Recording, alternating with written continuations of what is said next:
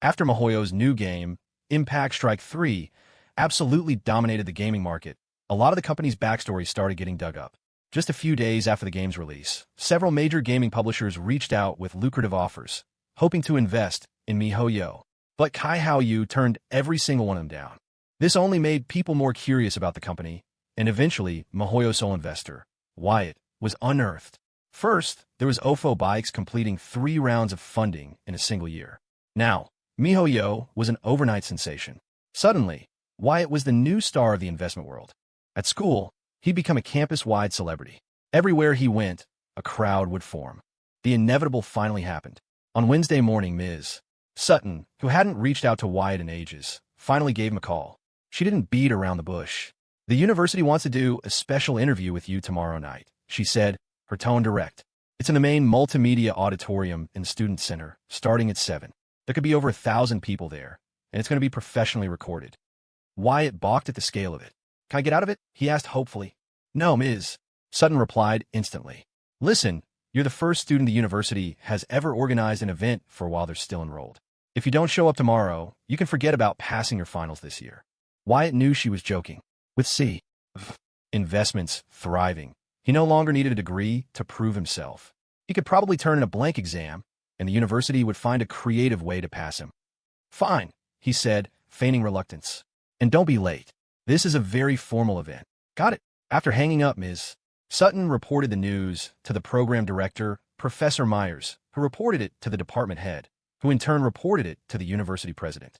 By the next morning, promotional banners for the interview were plastered all over campus, emblazoned with a series of embarrassing titles for Wyatt.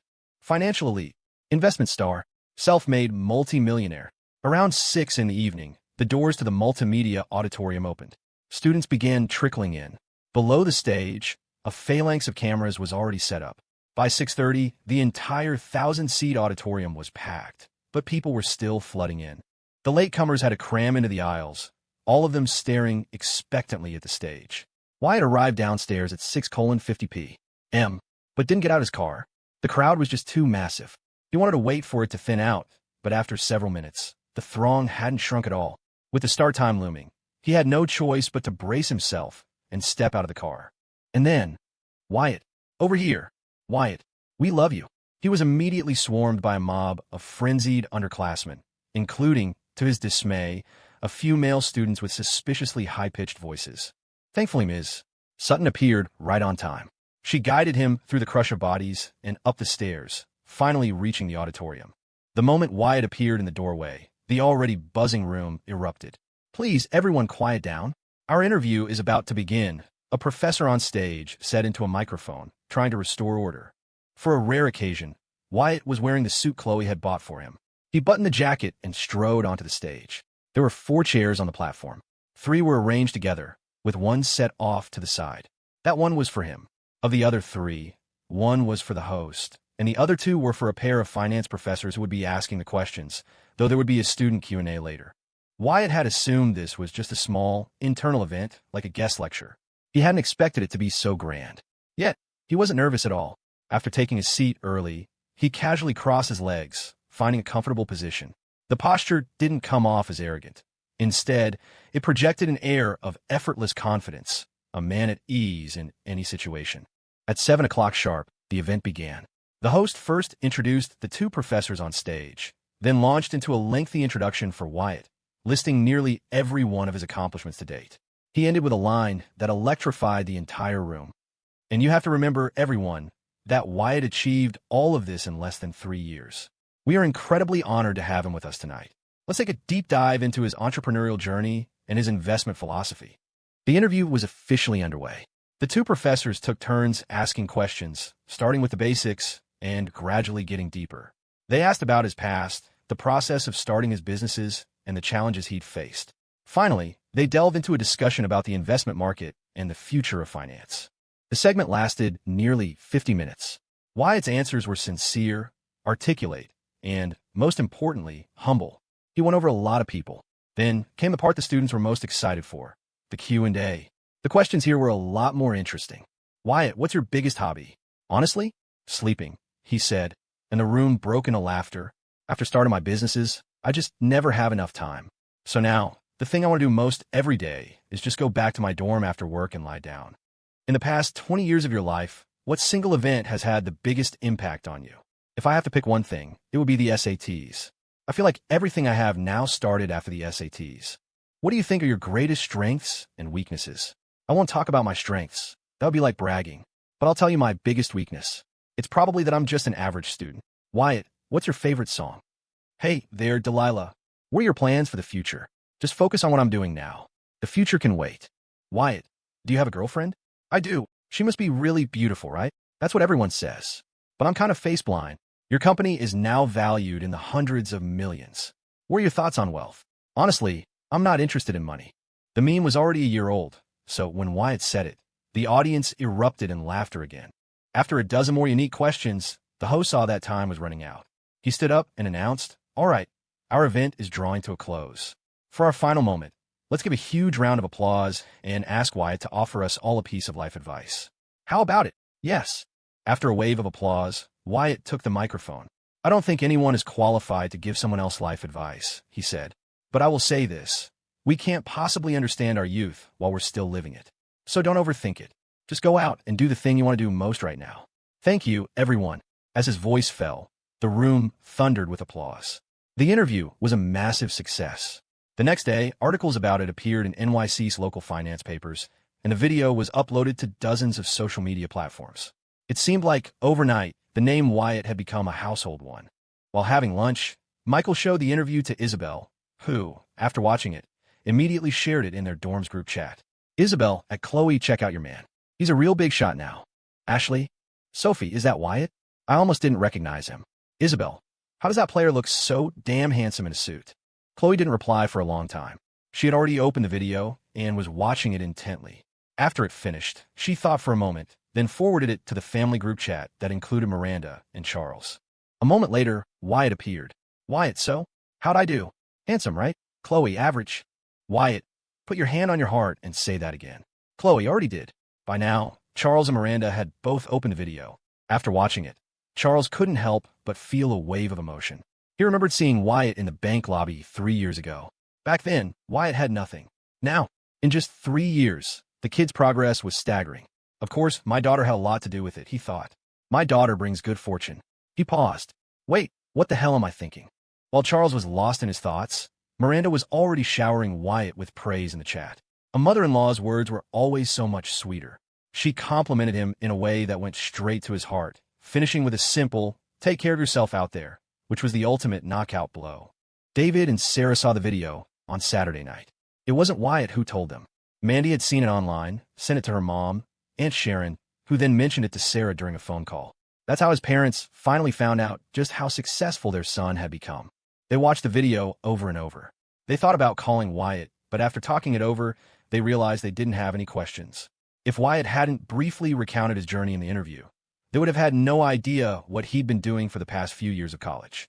So, in the end, they didn't call. They just sent a voice message. "Son, it's getting cold in the city. Make sure you stay warm." A minute later, Sarah sent a private message to Khloe. She copied the text, changed the first word from son to daughter-in-law, and sent it. But Wyatt and Khloe didn't see the messages right away. They were out having dinner with Michael, Isabel, and the rest of the group. "So, Wyatt, aren't you going to say a few words?" Michael prodded. "About what? You're a celebrity now." "Get out of here," Wyatt said, rolling his eyes. "It was just one interview. It's not as dramatic as you think." Leo laughed. "You guys don't even know. If you go to the financial college and ask students who their president is, some might not know. But if you ask who Wyatt is, there isn't a single person who doesn't. The last time I was eating with him at the food truck strip near his campus, some of the freshman girls were secretly taking pictures of him." Hearing this, Khloe placed a piece of meat in Wyatt's bowl, a sweet smile on her face. "Is that true?" she asked, her voice sugary. But her hand was already on his thigh, giving it a firm squeeze. Sensing the danger, Wyatt quickly explained, "They wanted to take pictures. I can't stop them. But everyone at my school knows I have a girlfriend. I said on stage during the interview, didn't I?" Michael grinned. "I'm just curious how you managed to say you were face-blind with a straight face." Wyatt wrapped an arm around Khloe, a cheeky grin on his face. "What that means is that I care about what's on the inside, not just her looks." "Ugh," Khloe groaned, pushing him away and taking a sip of her Coke to recover. As they were eating, Wyatt's phone rang. He picked it up and saw it was a call from Dean Evans, Jessica's father, who he hadn't spoken to in a long time. Wyatt quickly motioned for the others to be quiet and answer the call. "Hello, Mr. Evans. Wyatt, congratulations. You've built such a successful company in such a short time." Charles started with the pleasantries. "Just lucky," Wyatt replied quickly. "Is there something I can help you with, sir? Are you free next Tuesday?" "I should be." "Then come by my university on Tuesday." The school wants to host an event similar to the one at your university, but it'll be more like a lecture.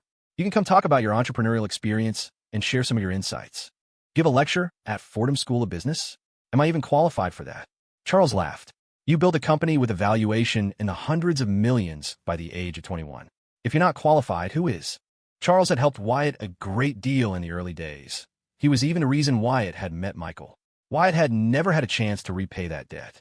Even though Charles would occasionally ask about Jessica, and Wyatt had made her head of the finance department, he still felt it wasn't enough. So, naturally, he wasn't going to refuse. "All right, I'll be there on Tuesday." "Good. I'll talk to you then." After hanging up, Michael immediately asked, "Was that the associate dean of Fordham's business school?" "Yeah. He invited you to give a lecture?" "Yeah." "Damn, you're really something else now," Michael said. "What were you thinking when you invested in MiHoYo? A little gaming studio. You met them once, and you threw $5 million at them. You didn't even have the money back then, did you?" Wyatt nodded with a smile. "I didn't. I borrowed that money from Khloe's mom." "Borrowing money to invest? That's ballsy." Isabel leaned in, curious. "Khloe's mom was willing to lend you $5 million back then. Of course, there were conditions." "What conditions?" everyone asked in unison. Khloe didn't know this part of the story either and was now staring at Wyatt, her eyes wide. Wyatt grinned. "The condition was if I couldn't pay back the money, I'd have to marry into their family." A beat of silence then. "Ha-ha, to the man who married up," Leo toasted, raising his glass. "To the kept man," Michael echoed. "To the kept man." The moonlight was like water, flooding the world.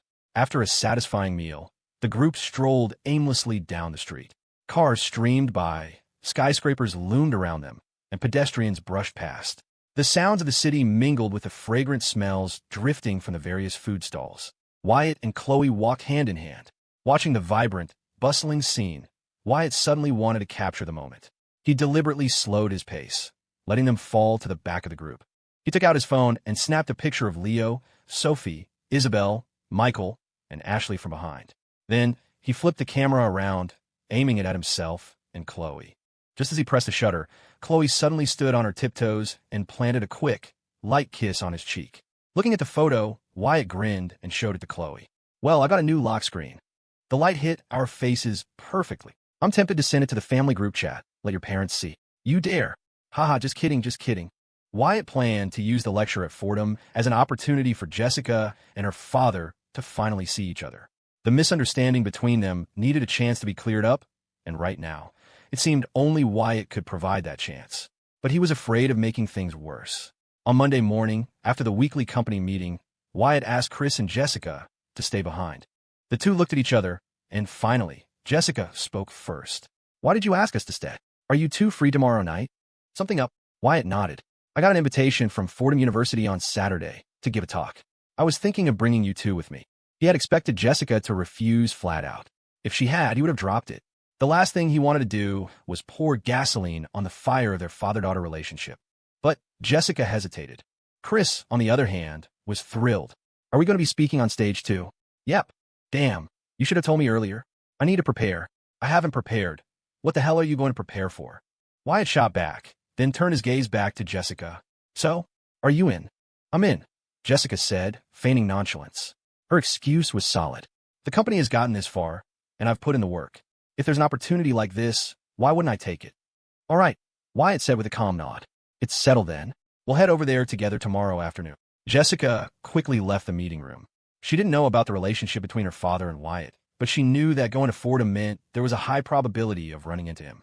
The reason she'd agreed was to use this chance to show her father, "I could do just fine on my own, even without you." At the company, besides Sam, Jessica was the hardest worker. It was just that her efforts often went unseen. Wyatt gave Dean Evans a heads up. Charles simply replied with "okay," but he added an exclamation point at the end, a clear sign of his excitement. After a busy day at the office, Wyatt returned to his dorm. Chris was still diligently writing his speech for the next night.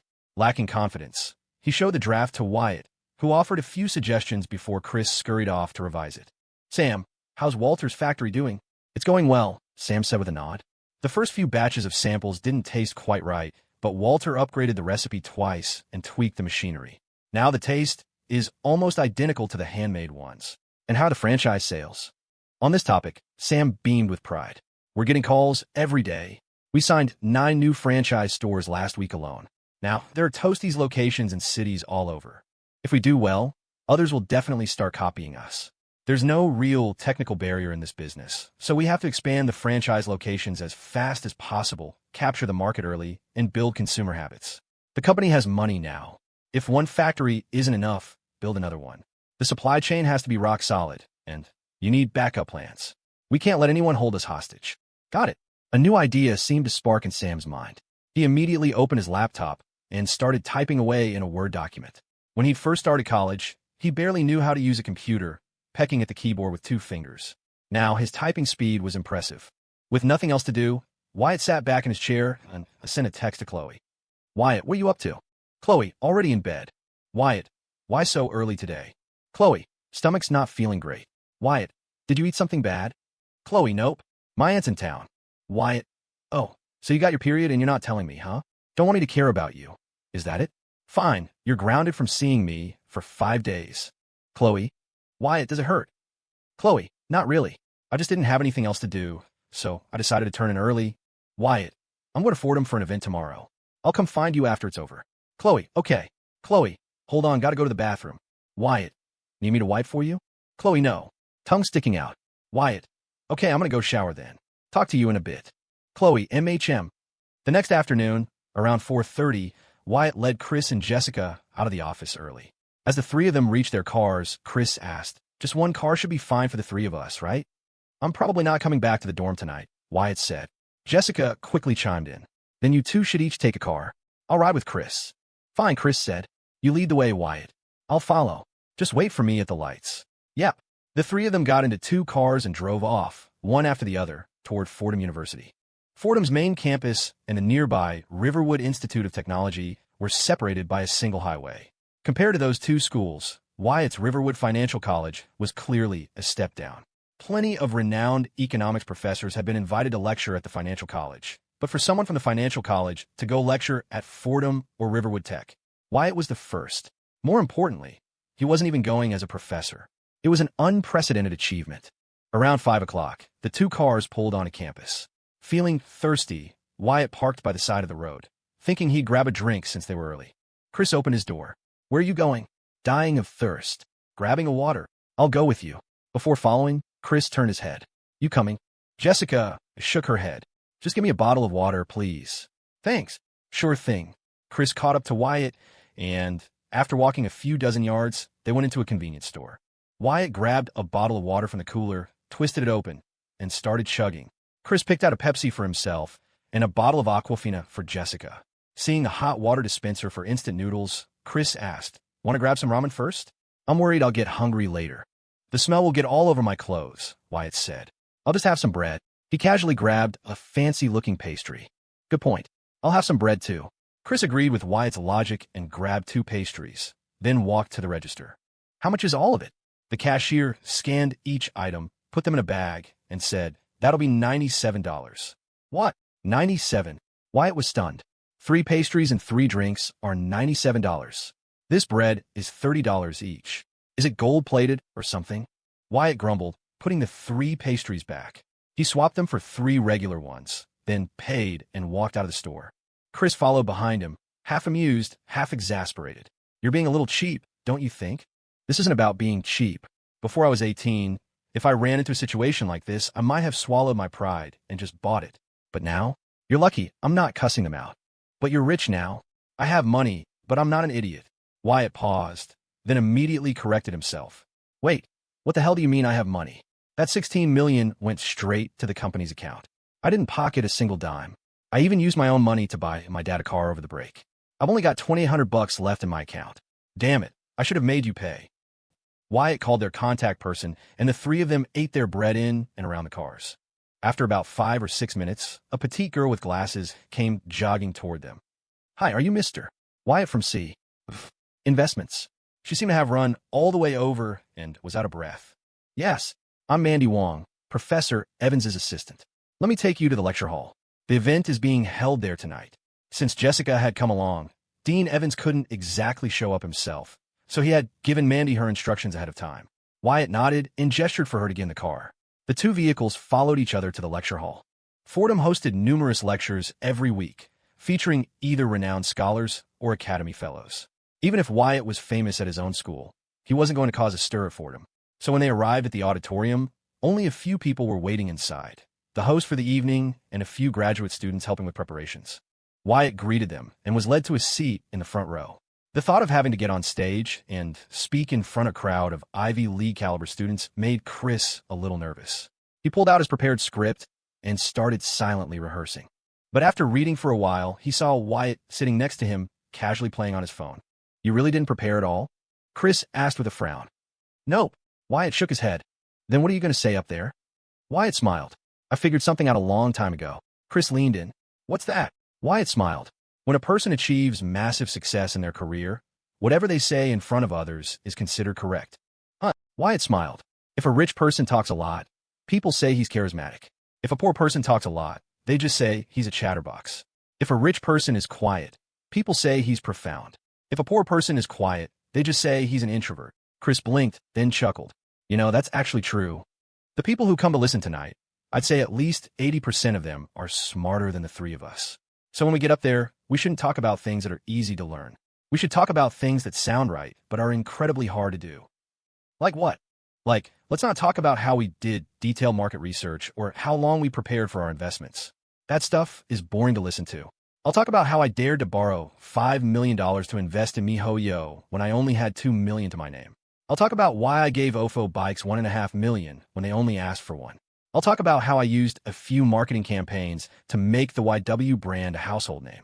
Experience is easy to learn. Guts and vision are not. But it's those unlearnable things that really impress people. You know what I mean? Chris gave him a thumbs up. You're a genius. Time ticked by. Around 6 o'clock, students started filing in. Wyatt checked the time, stood up, and walked over to Mandy Wong. Where's the restroom?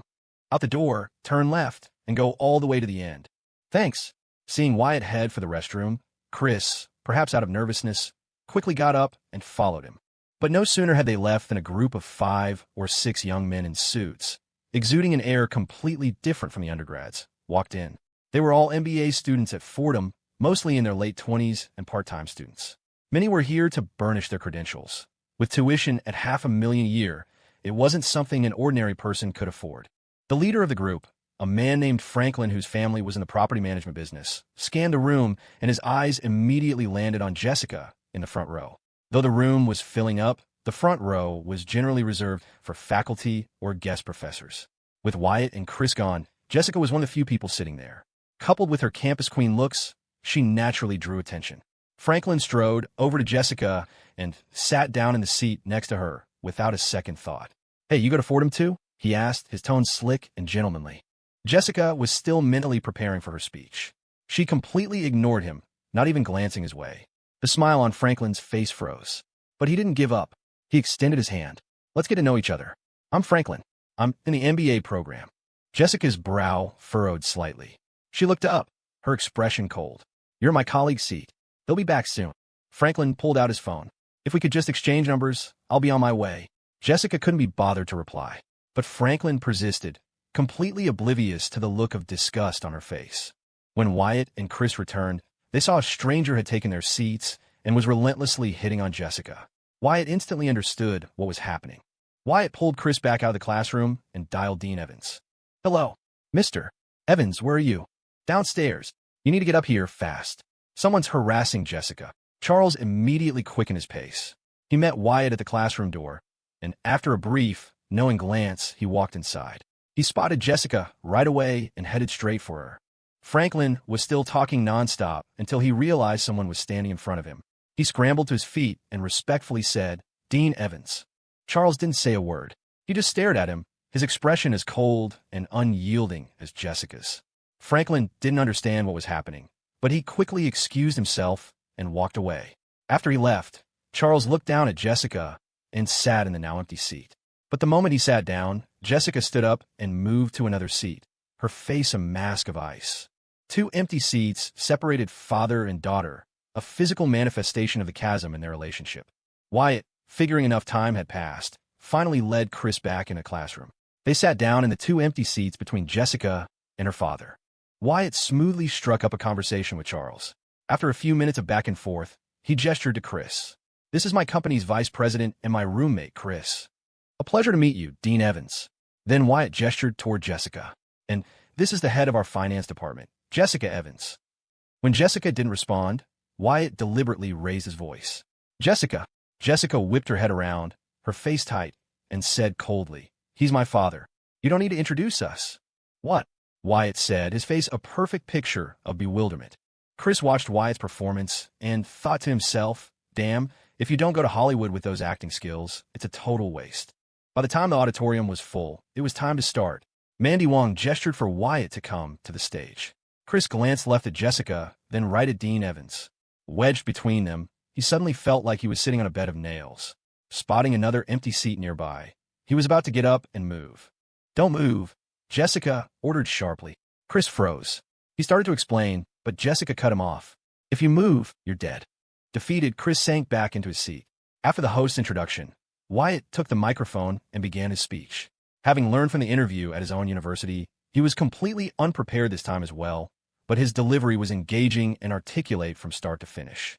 It seemed that no matter where he was always the center of attention. Chris deeply admired Wyatt.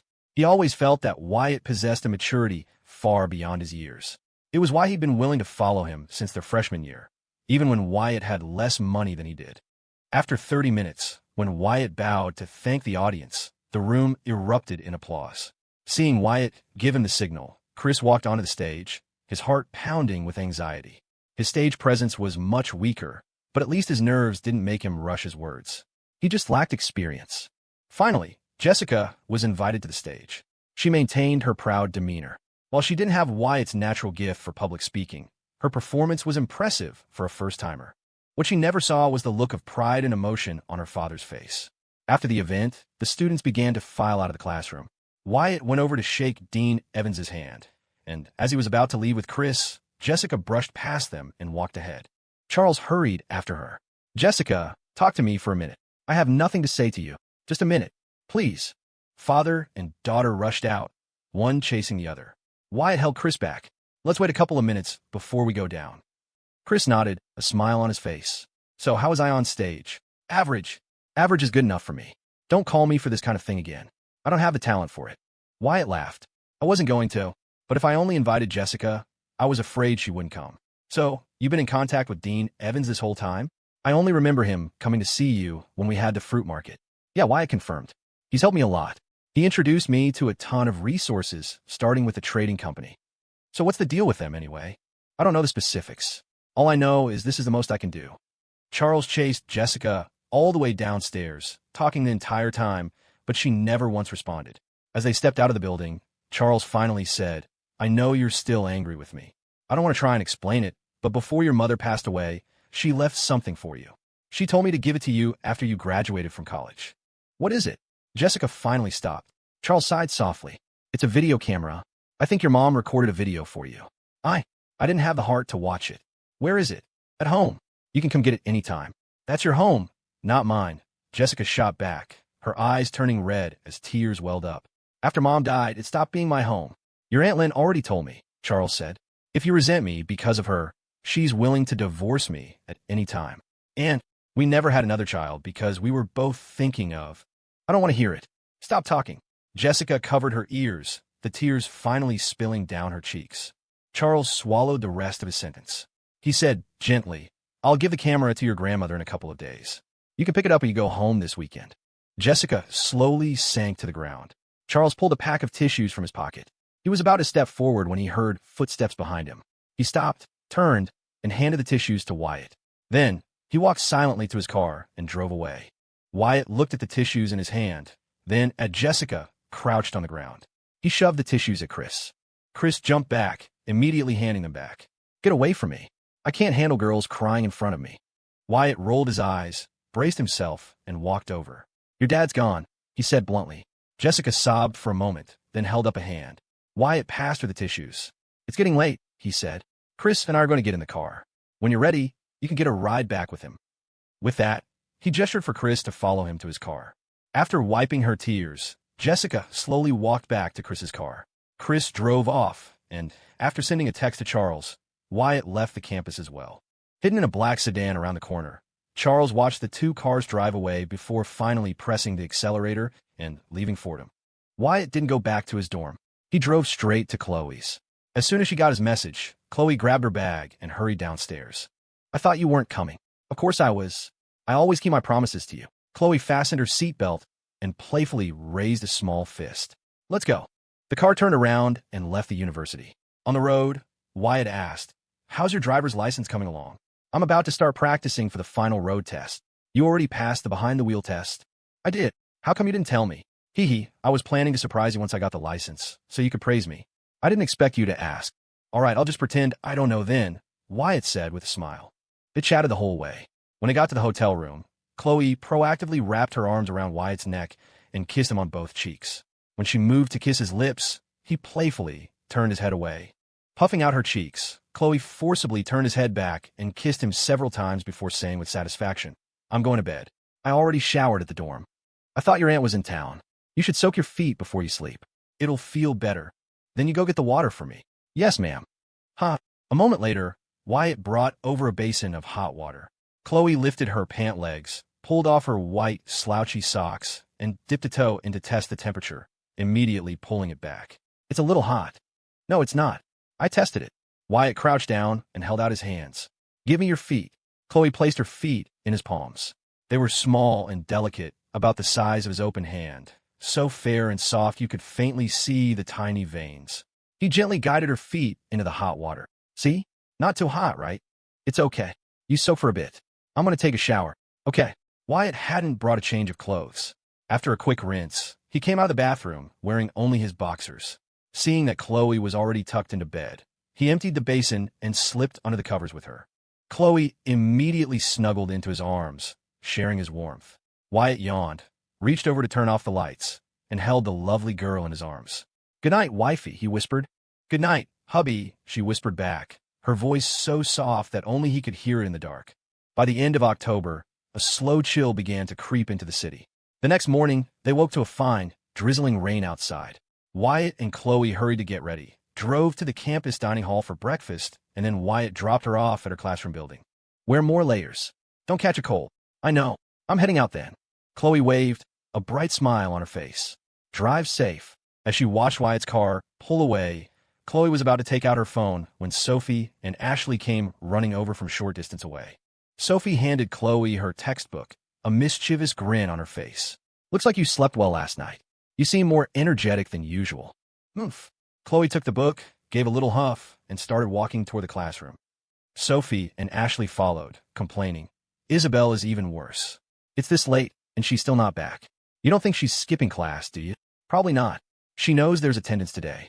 Just as Wyatt pulled up to the university gate, he saw a familiar car approaching. Both cars stopped. Michael rolled down his window and grinned. "What are you doing here today?" "You two are." "Oh, I'm just dropping her off for class.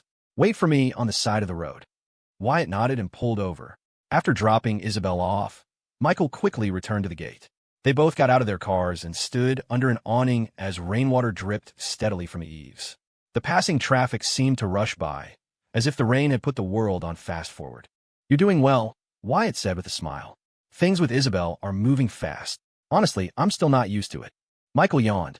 "She's so high energy. We didn't get to sleep until 1 last night. I'm exhausted."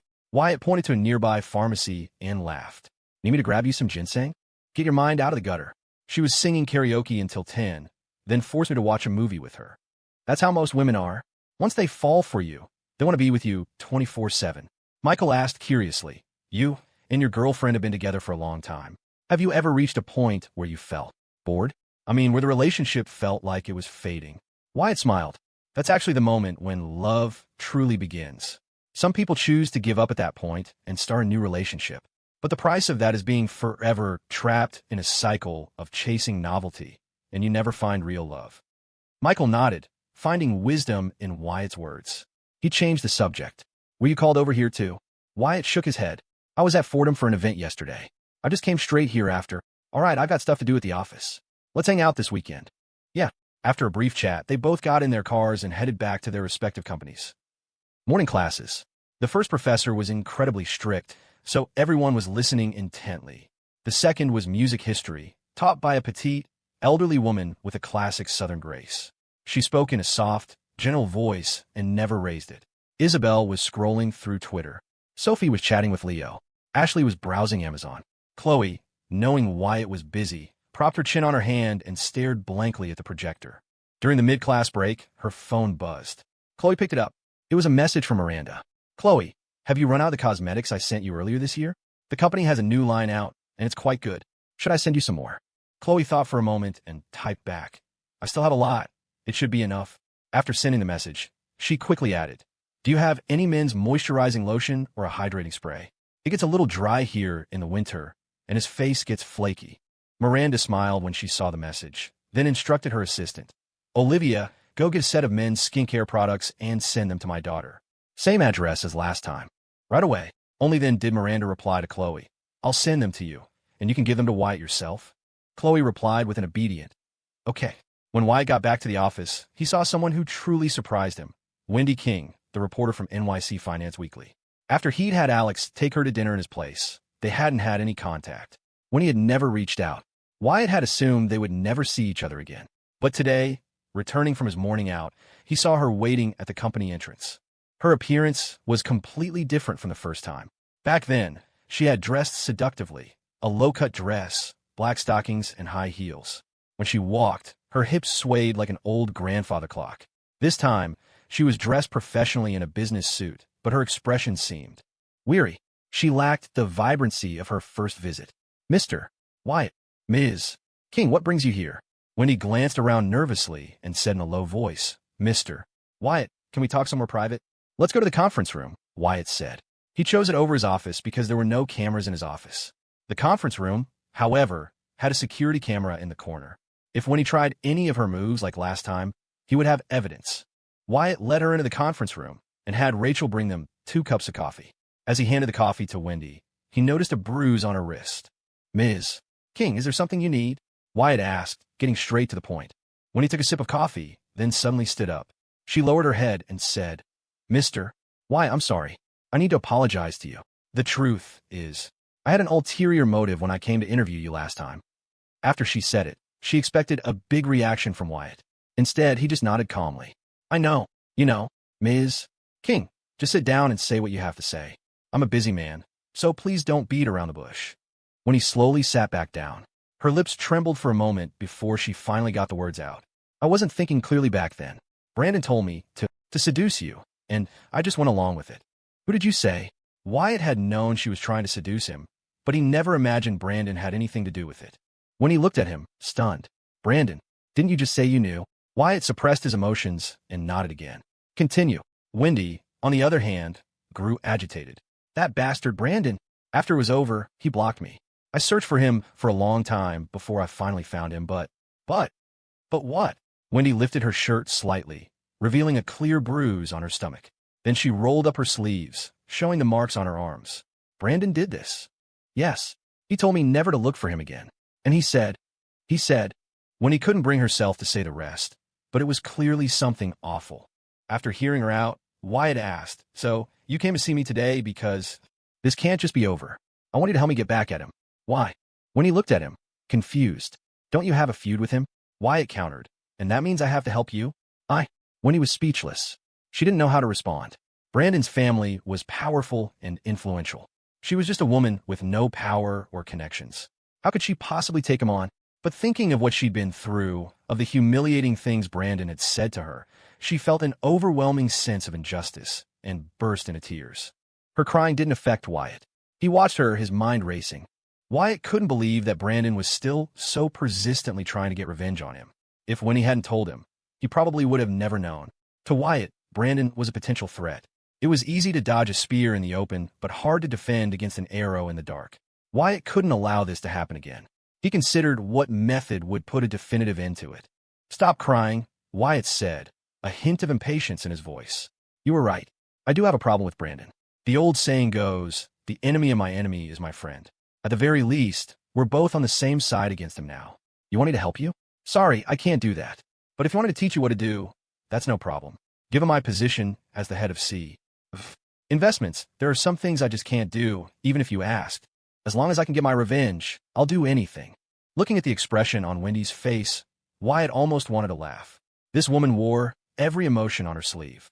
The fact that Brandon was foolish enough to send her to seduce him was just mind-bogglingly stupid. Good. But there's one more question. What kind of ending do you want for Brandon? This is important. As soon as she heard the question, Wendy's mind flashed back to the words Brandon had hurled at her. Slut, cheap whore, bitch. She spoke through clenched teeth, each word dripping with venom. I want him to be utterly and completely ruined. Wyatt nodded, his tone still level. Then the first thing you need to do is gather dirt on him. Gather dirt on him? That's right, Wyatt confirmed. You need to collect evidence of all the shady things he does behind closed doors. If you release one or two things, he can easily pay his way out of it. But if you have a lot of dirt and it's serious, it will have a massive impact. His private life is a mess. As far as I know, he has a lot of women on the side, and he's even slept with people at his own company. It should be easy to find that kind of dirt. I'll teach you the right time to release the evidence you gather. That's the only way to inflict maximum damage. When he asked quickly, but if I do this, won't he retaliate against me later? Wyatt smiled. He's a rich kid. There are plenty of media outlets interested in his private life. You can just leak everything to them and let them report on it. All you have to do is sit back and watch the show. If you're really worried, you can even leave the city before it all goes down. I understand. One more thing, Wyatt warned. Until this is over, you should act like nothing has happened. Don't let anyone see through you. When he nodded quickly. Okay, I know. For both of our safety, it's best we don't meet again. You understand what I mean? I do. When he stood up, clutched her bag, gave Wyatt a small nod, and quickly left the company. Coming to Wyatt had been a last resort. She was both vain and prideful, and she couldn't swallow this insult. But she had no idea what to do. So, naturally, she thought of Wyatt, who also had a conflict with Brandon. She felt that Wyatt was on the same level as Brandon, or maybe even higher. Only he could help her get her revenge. And as for Wyatt, Brandon was an idiot. Wendy was a foolish woman. He could absolutely use this foolish woman to deal with that idiot. The end of October brought a week of continuous light rain. Work at the company was progressing smoothly. The 1,000-square-meter plot of land, after the contract with Gold River Group was signed, now officially belonged to Investments. Wyatt had made several calls to Will Shung to discuss the plans for the future office building. After their meeting at the Yu family estate, Will had immediately looked Wyatt up online. He was stunned to learn that Wyatt had built his company from scratch at such a young age. That, combined with Wyatt's relationship with Victor Yu, made him especially enthusiastic. Wyatt's plan was to open up bidding for the design before the end of the year. Next year, when OFO Bikes reached its peak valuation, he would sell off another portion of his shares to cash out, then begin construction. He figured the main structure would take a year, with another 6 months for interior work. He aimed to move the company over right after graduation. On Friday, the rain still hadn't stopped. After spending 2 hours dealing with his own work, Wyatt received a message from his cousin Mandy. Mandy, hey cousin, have you eaten? Wyatt looked at the message and couldn't help but laugh. It was only 10:30.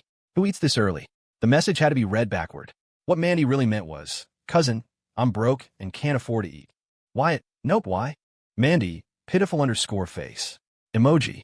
Mandy, I went out with my roommates a few times, bought some clothes online, and now I'm out of money. Wyatt, your mom gives you a way bigger allowance than I ever got. I don't even spend that much in a month. Mandy, I just started college. I got a little too excited. Wyatt, how much? Mandy, 1,000 should be good. Wyatt quickly sent the money to Mandy. He was about to give her a lecture, but she replied almost instantly. Mandy, thanks cousin. Mandy, heart. Emoji. Wyatt, I'm lending you that money. You're working it off during winter break. Mandy, in that case, can I have another 1,000? Wyatt, get lost.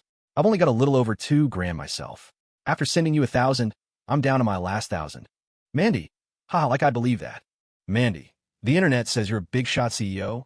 Wyatt didn't bother to explain and just ignored her. He had barely put his phone down when it rang again. He picked it up and saw it was Victor Yu. He answered immediately. Hey, Victor.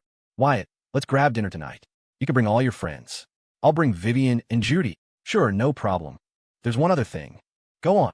My dad wants to give Vivien an entire floor of an office building. The goal is to get her to move her company to the city. But if he says it directly, she'll definitely refuse. I was hoping you could talk to her about it tonight. Me? Yeah. You're a major shareholder in her company. No matter what, she has to listen to your opinion. And sometimes, your words carry more weight than mine do. Wyatt laughed. You're exaggerating, but it shouldn't be a problem. I'll talk to the lady boss tonight. See you tonight then. See you. After hanging up, Wyatt sighed. So nice. They're not even engaged yet, and he's already giving her an office building. After a moment of envy, Wyatt picked up his phone and sent a message to Khloe. Wyatt, I really want to know what it feels like to be a kept man. Khloe replied instantly. Okay, first call me mommy. Wyatt, you're asking for it, aren't you? Khloe, then why did you make me call you daddy the other night? Wyatt panicked and quickly typed back. Don't you slander me. I did not. Khloe, yeah. Wyatt, I really didn't. You must have misheard. Khloe, yeah. Wyatt, fine, let's not talk about that. Victor invited us to dinner tonight. You can let your roommates know. I'll text Michael and Leo. When it's time, I'll come pick you guys up. Khloe, got it. After replying, Khloe told her 3 roommates about the plan. Ashley was the most excited. Haha, awesome. Another free meal. Isabel asked, Ashley, didn't that guy get your number when you were coming back from break? What happened with that? That fizzled out ages ago. The guy's social media is all selfies. Total narcissist. And he's got this massive superiority complex when he talks. I couldn't be bothered. Isabel, intrigued, pressed on. Let me ask you a question. If, and this is a big if, Michael, Leo, and Wyatt were all pursuing you at the same time, who would you want to be with? After Isabel asked, Khloe and Sophie both turned to look at Ashley. Ashley suddenly got flustered. She waved her hands dismissively. What are you talking about? I mean, there are 3 different personality types. If you were looking for a boyfriend, which type would you go for? Come on, just say it. Ashley thought for a moment, her face turning red. She was afraid that picking any one of them would make her roommates feel awkward, so she quickly said, ideally, someone with all 3 of their best qualities. Wyatt's charisma, Leo's honesty, and Michael's doting nature. Isabel slapped her forehead. No wonder you're still single. You're too greedy. Khloe and Sophie nodded in agreement. You're the ones who asked me. Who doesn't want a perfect boyfriend? But if he only had one good quality, I guess I could accept that. Ooh, Ashley said, turning the tables. All right, then I have a question for you guys. You've all been in relationships for a while. So, tell me, how do you know if a guy really likes you? Isabel blurted out, he'll do anything you ask, whether it's reasonable or not. Ashley nodded and turned to Sophie. Sophie, you go. Sophie thought for a moment. He'll plan a future with you. Ashley then looked at Khloe. Khloe, your turn. Seeing that the other 2 had answered, Khloe quickly added, it's when? He's sometimes like a child, sometimes like a scoundrel, and sometimes like a father. Ashley, Sophie, Isabel. The 3 of them looked at each other, none of them understanding the deeper meaning of her words. They all moved toward Khloe and said in unison, okay, spill. We need details. That afternoon, Wyatt created a group chat with Victor, Michael, and Leo, and let Michael pick the restaurant for the evening. The 4 of them would drive over together. Michael had been hesitant to go when he heard Judy would be there, but when he found out it was Victor who had organized the dinner, he quickly agreed. Since Wyatt was coming from the farthest away, he set off first around 4 o'clock in his A8. After successfully picking up Khloe, Wyatt figured that with so many people coming to dinner, one more wouldn't make a difference. He sent a message to Mandy, asking if she wanted to join. Her school was nearby, but he could only bring her. Mandy, of course, was thrilled. She immediately started changing in her dorm room. After Wyatt picked her up, they headed straight for the restaurant.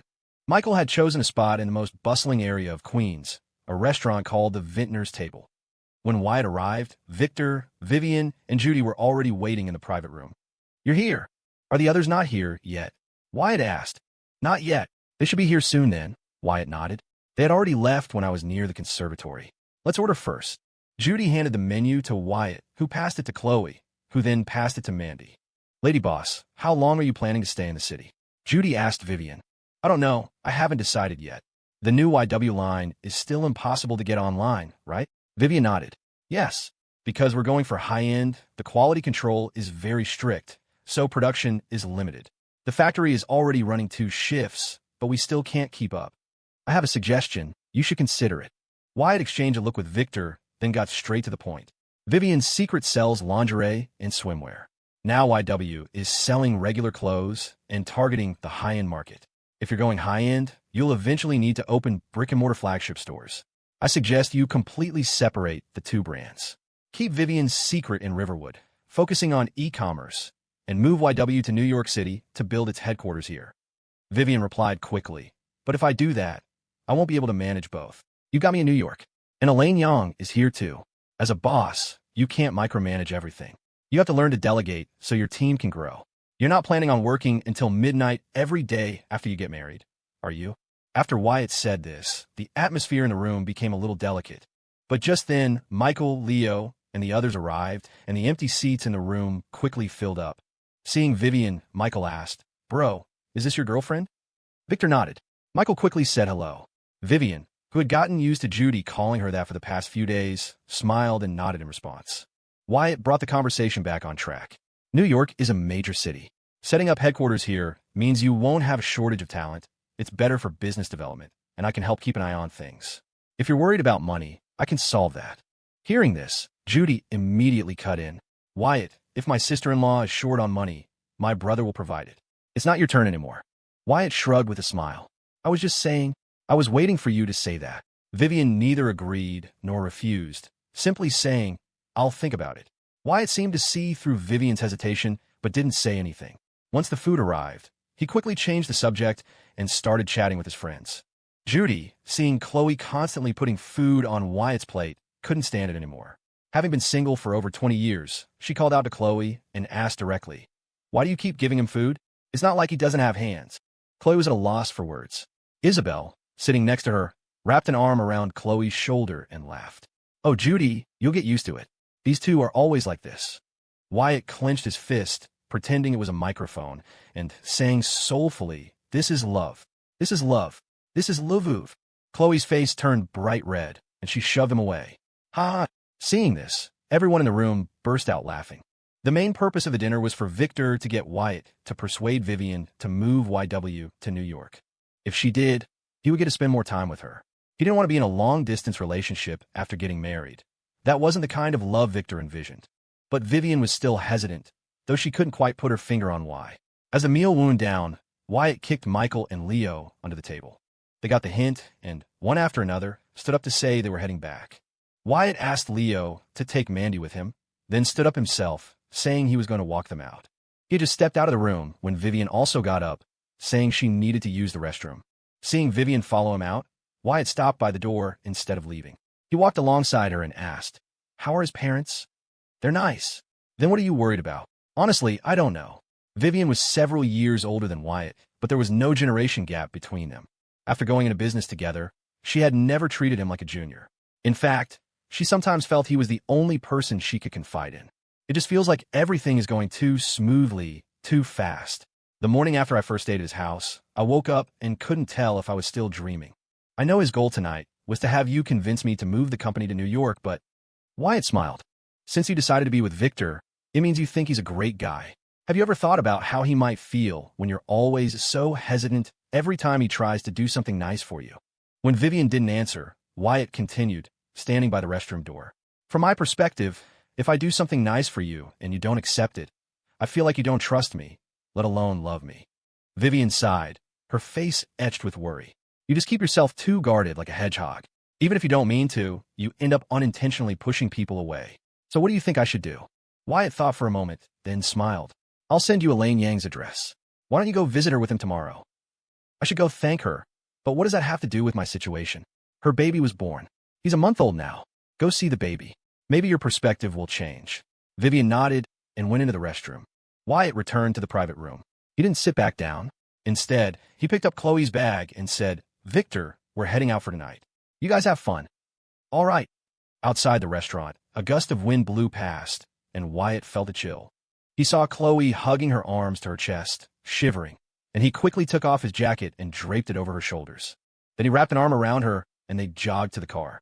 Once inside with the heat on, Khloe asked, "Are we going to that hotel we usually stay at?" "Nope."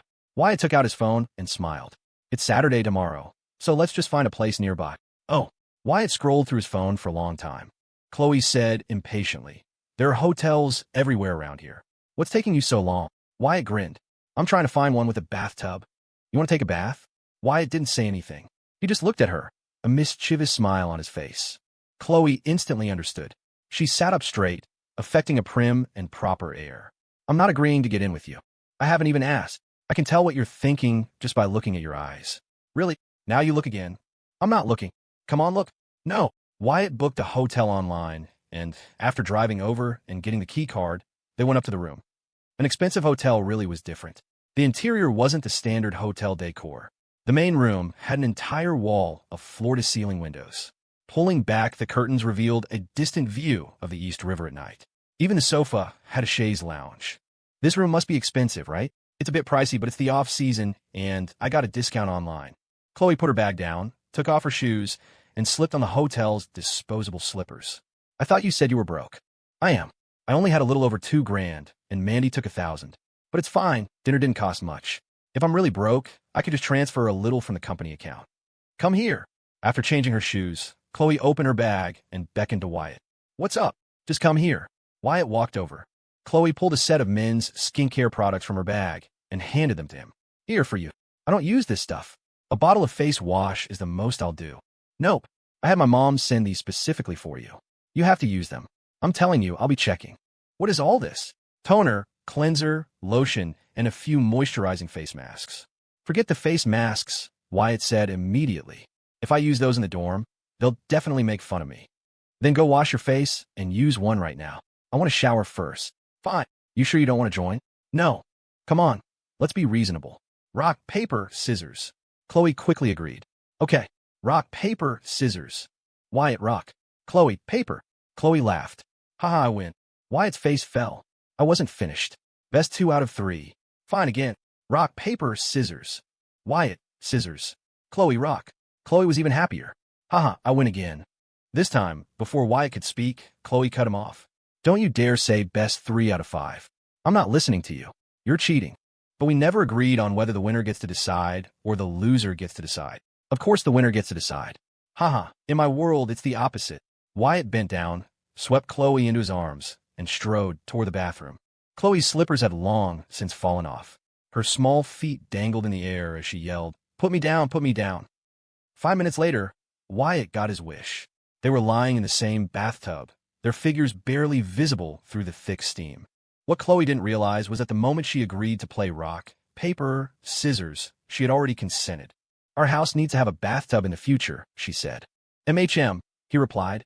It has to be bigger than this one. Okay, he answered. See.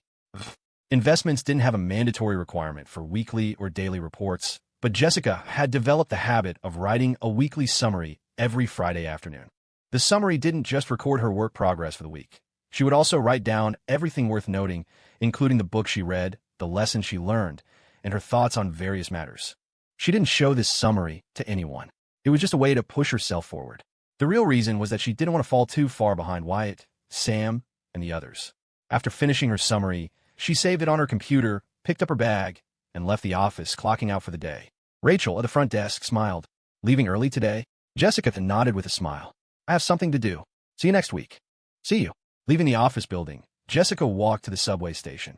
Once on the train, she put on her headphones and quiet English song playing. The train swayed gently as it moved. Even though the NYC subway was crowded at all hours, filled with chatter, she loved this feeling. This was the only time, besides when she was sleeping, that she could feel completely at ease, as if she were isolated from the rest of the world. Just as she was enjoying her moment of solitude, a hand waved in front of her face. Jessica looked up and saw a reasonably handsome young man. She took off one earbud, her eyes questioning. The man smiled slightly. Hi, can I get to know you?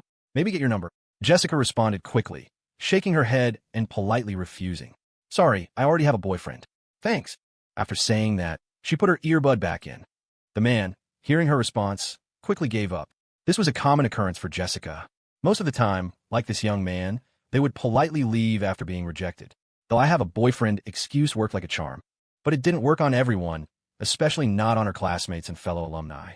Because of her campus queen title, the status of her love life was a constant subject of gossip.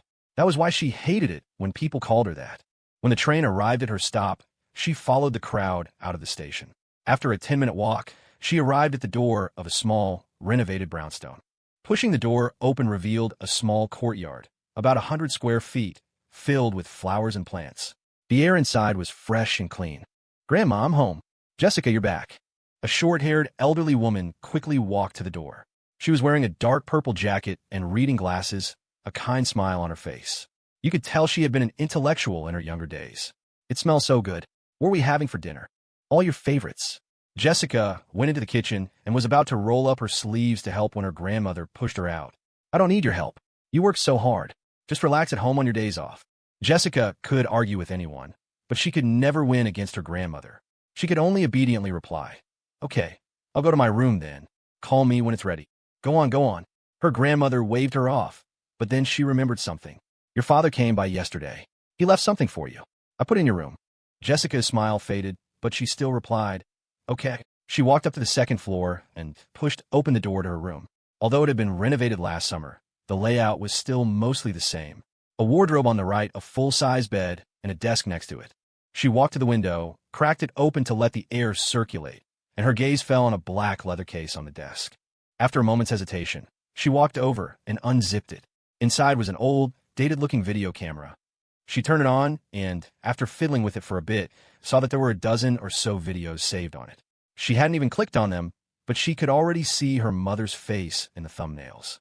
In an instant, tears began to stream down her face. She covered her mouth and locked the bedroom door. Then she sat down and clicked on the first video. A woman, gaunt and withered from illness, appeared on the screen. She was sitting at the foot of the bed, her face devoid of color. The back of her hand still had a short 4-tube taped to it, but she was still smiling at the camera, even waving at the beginning. "Jessica, I'm so sorry. Mommy can't be with you as you grow up. But don't be sad and don't cry, because everyone in this world eventually dies. Mommy just had bad luck, but you still have your father and your grandmother. They will always love you.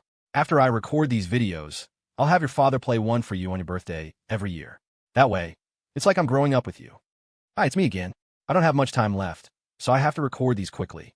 I haven't really thought about what to say, so I'll just wish my baby girl a happy birthday. May you always be safe, happy, and blessed. Jessica, you're taking your SATs this year. You have to do your best. I'll tell you a secret. I only got together with your father because he was so smart. But if you don't do well, don't be sad. You're only 18. You have a long road ahead of you. Jessica, you're another year older. You're an adult now. How's college life? Are your professors strict? Is the food in the dining hall good? Are any boys chasing after you? Oh, I really wish I could walk with you on your college campus. In the blink of an eye, you're 20. They say a girl changes so much by 18. You must look so different now. Do you still like sweets? Do you still pout when you're unhappy? You're 20 now. Remember to go home and visit grandma often. Jessica, mommy has a regret. I'm not going to have dad show you these videos on your birthday. Birthdays should be happy. I know you'll cry when you see these, so please don't be mad at mommy. I just watched the videos again. Mommy has gotten so ugly. Can you still recognize me? Jessica, can I ask you for a favor? Your Annie Lynn Shu is my best friend. She's known your dad for a long time, too. When I'm gone, can you let Annie Lynn Shu take care of you? Your dad is so careless. I'm afraid he won't be able to take care of you properly. 21 years old. You must feel like time is flying by now, right? Are you dealing with a lot of frustrating things?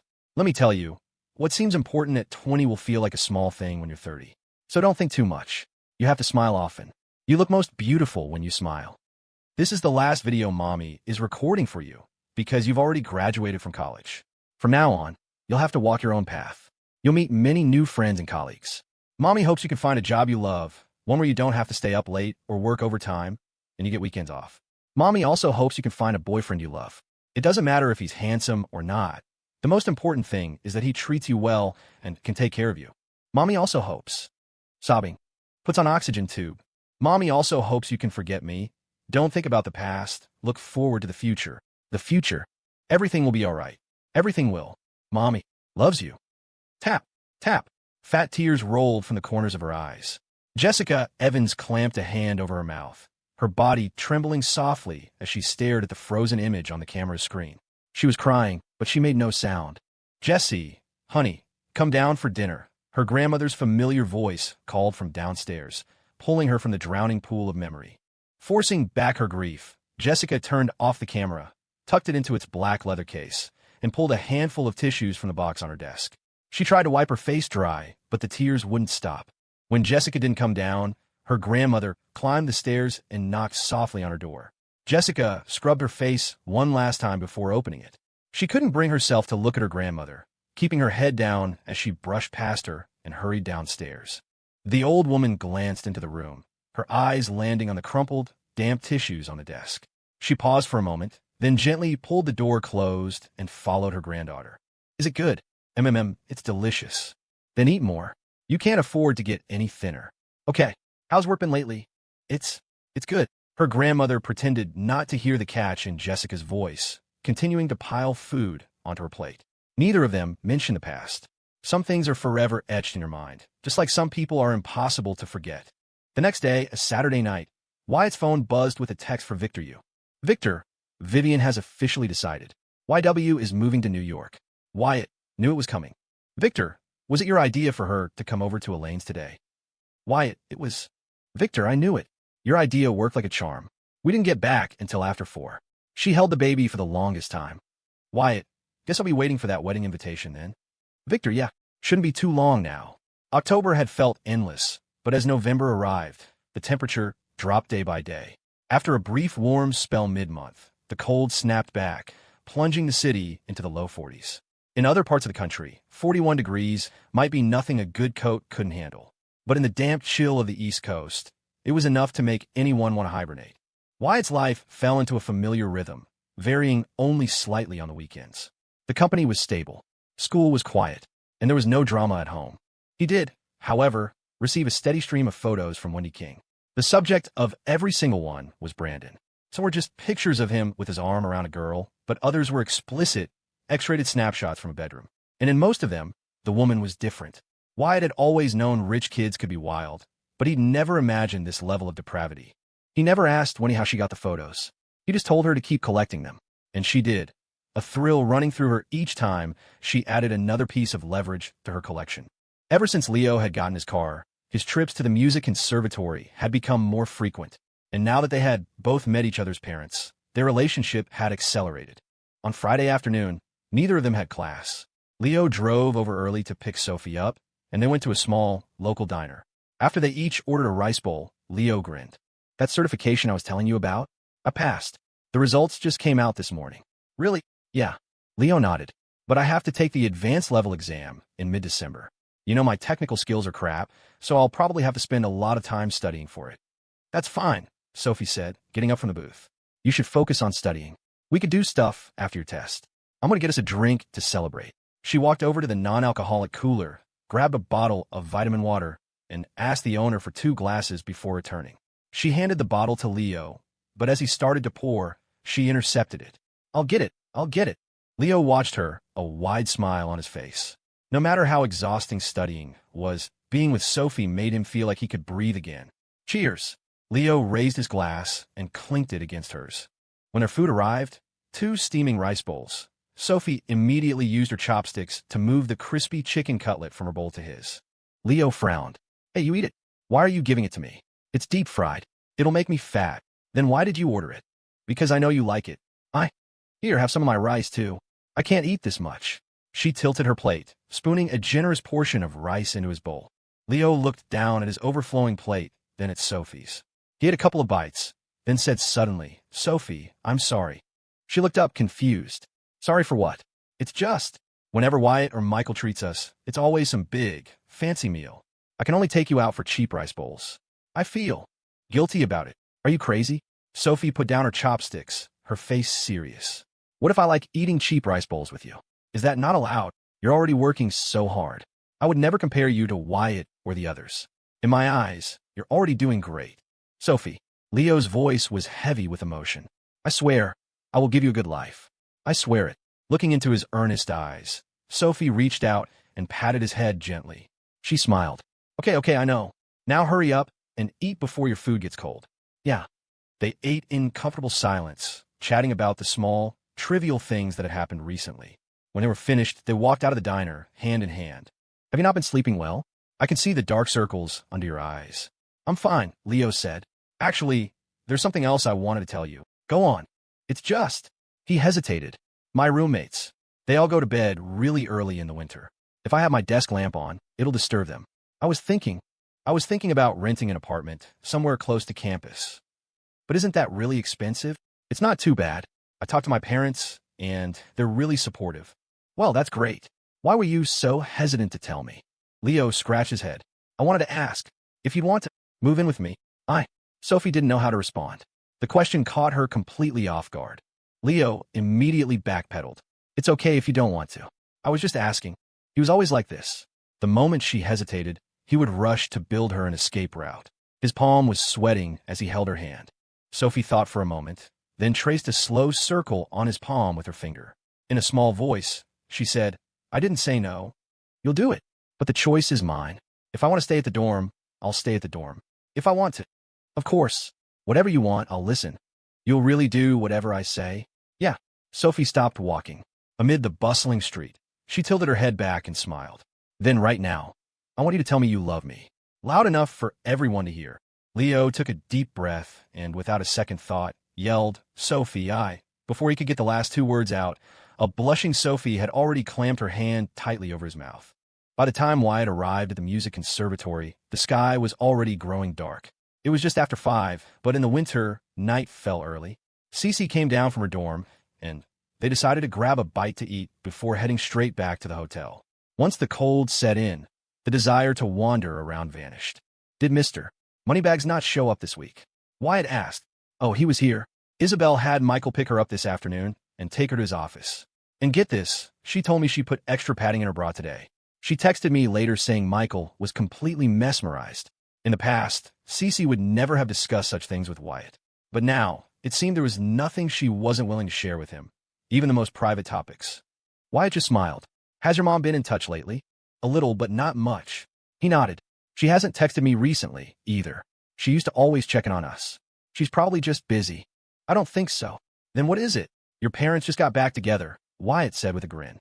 "They're probably in their second honeymoon phase and don't have time for us. I bet when you go home for winter break, you'll find their relationship is stronger than ever." "No way. They just remarried. It's not like it's their first time." "You don't get it. For a couple like them, getting back together can be even more intense than when they first got married." "You're just making that up." "Don't believe me?" "No. Want to bet?" "Bet what?" Wyatt thought for a moment. "If I'm right, you wear the Balenciaga stockings." Cece met his challenge without hesitation. "Fine. And if you're wrong, you have to kneel on the bed and sing, 'I Will Always Love You.'"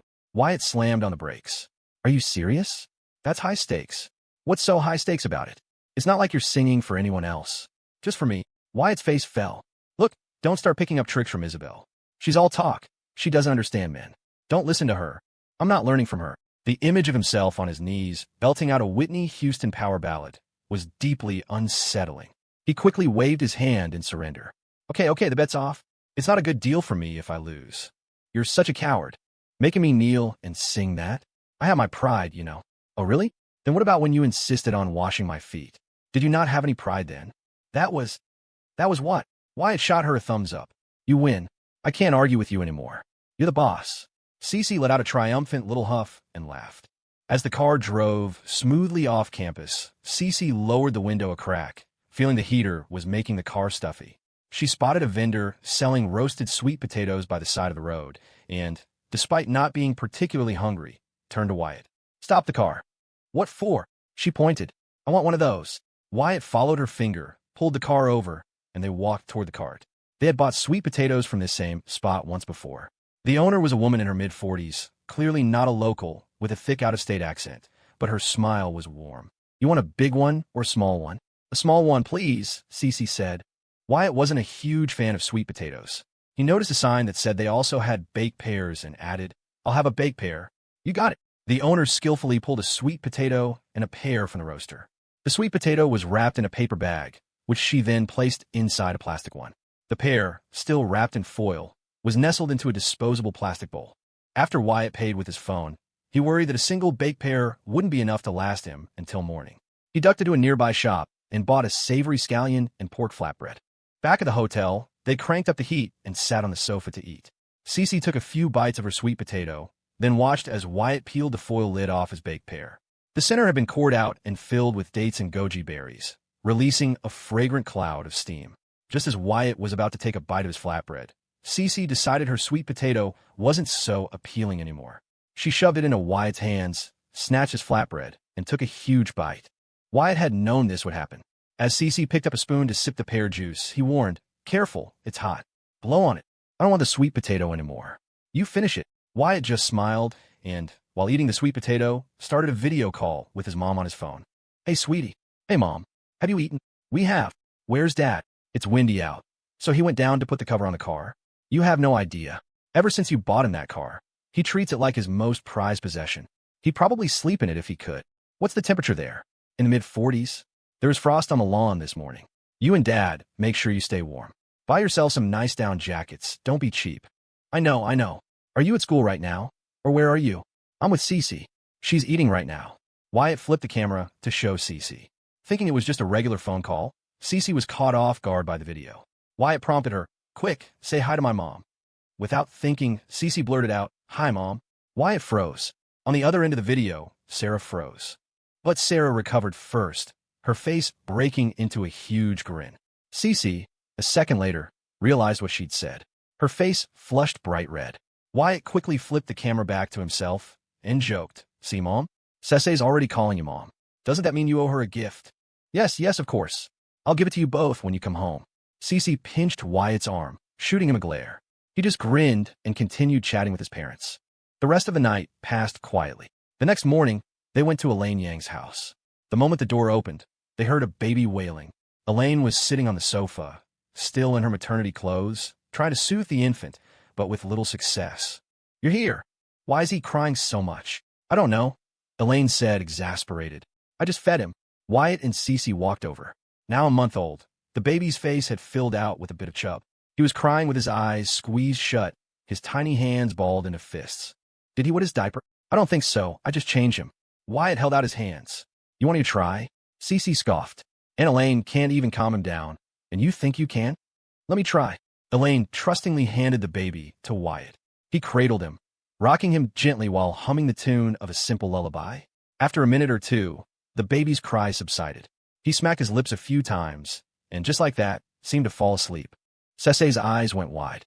She never would have believed Wyatt had such a hidden talent. Elaine watched in amazement, then took Cece's hand and smiled. "Looks like Wyatt is going to be a good father someday." And Elaine said, "You're going to be a good father, you know."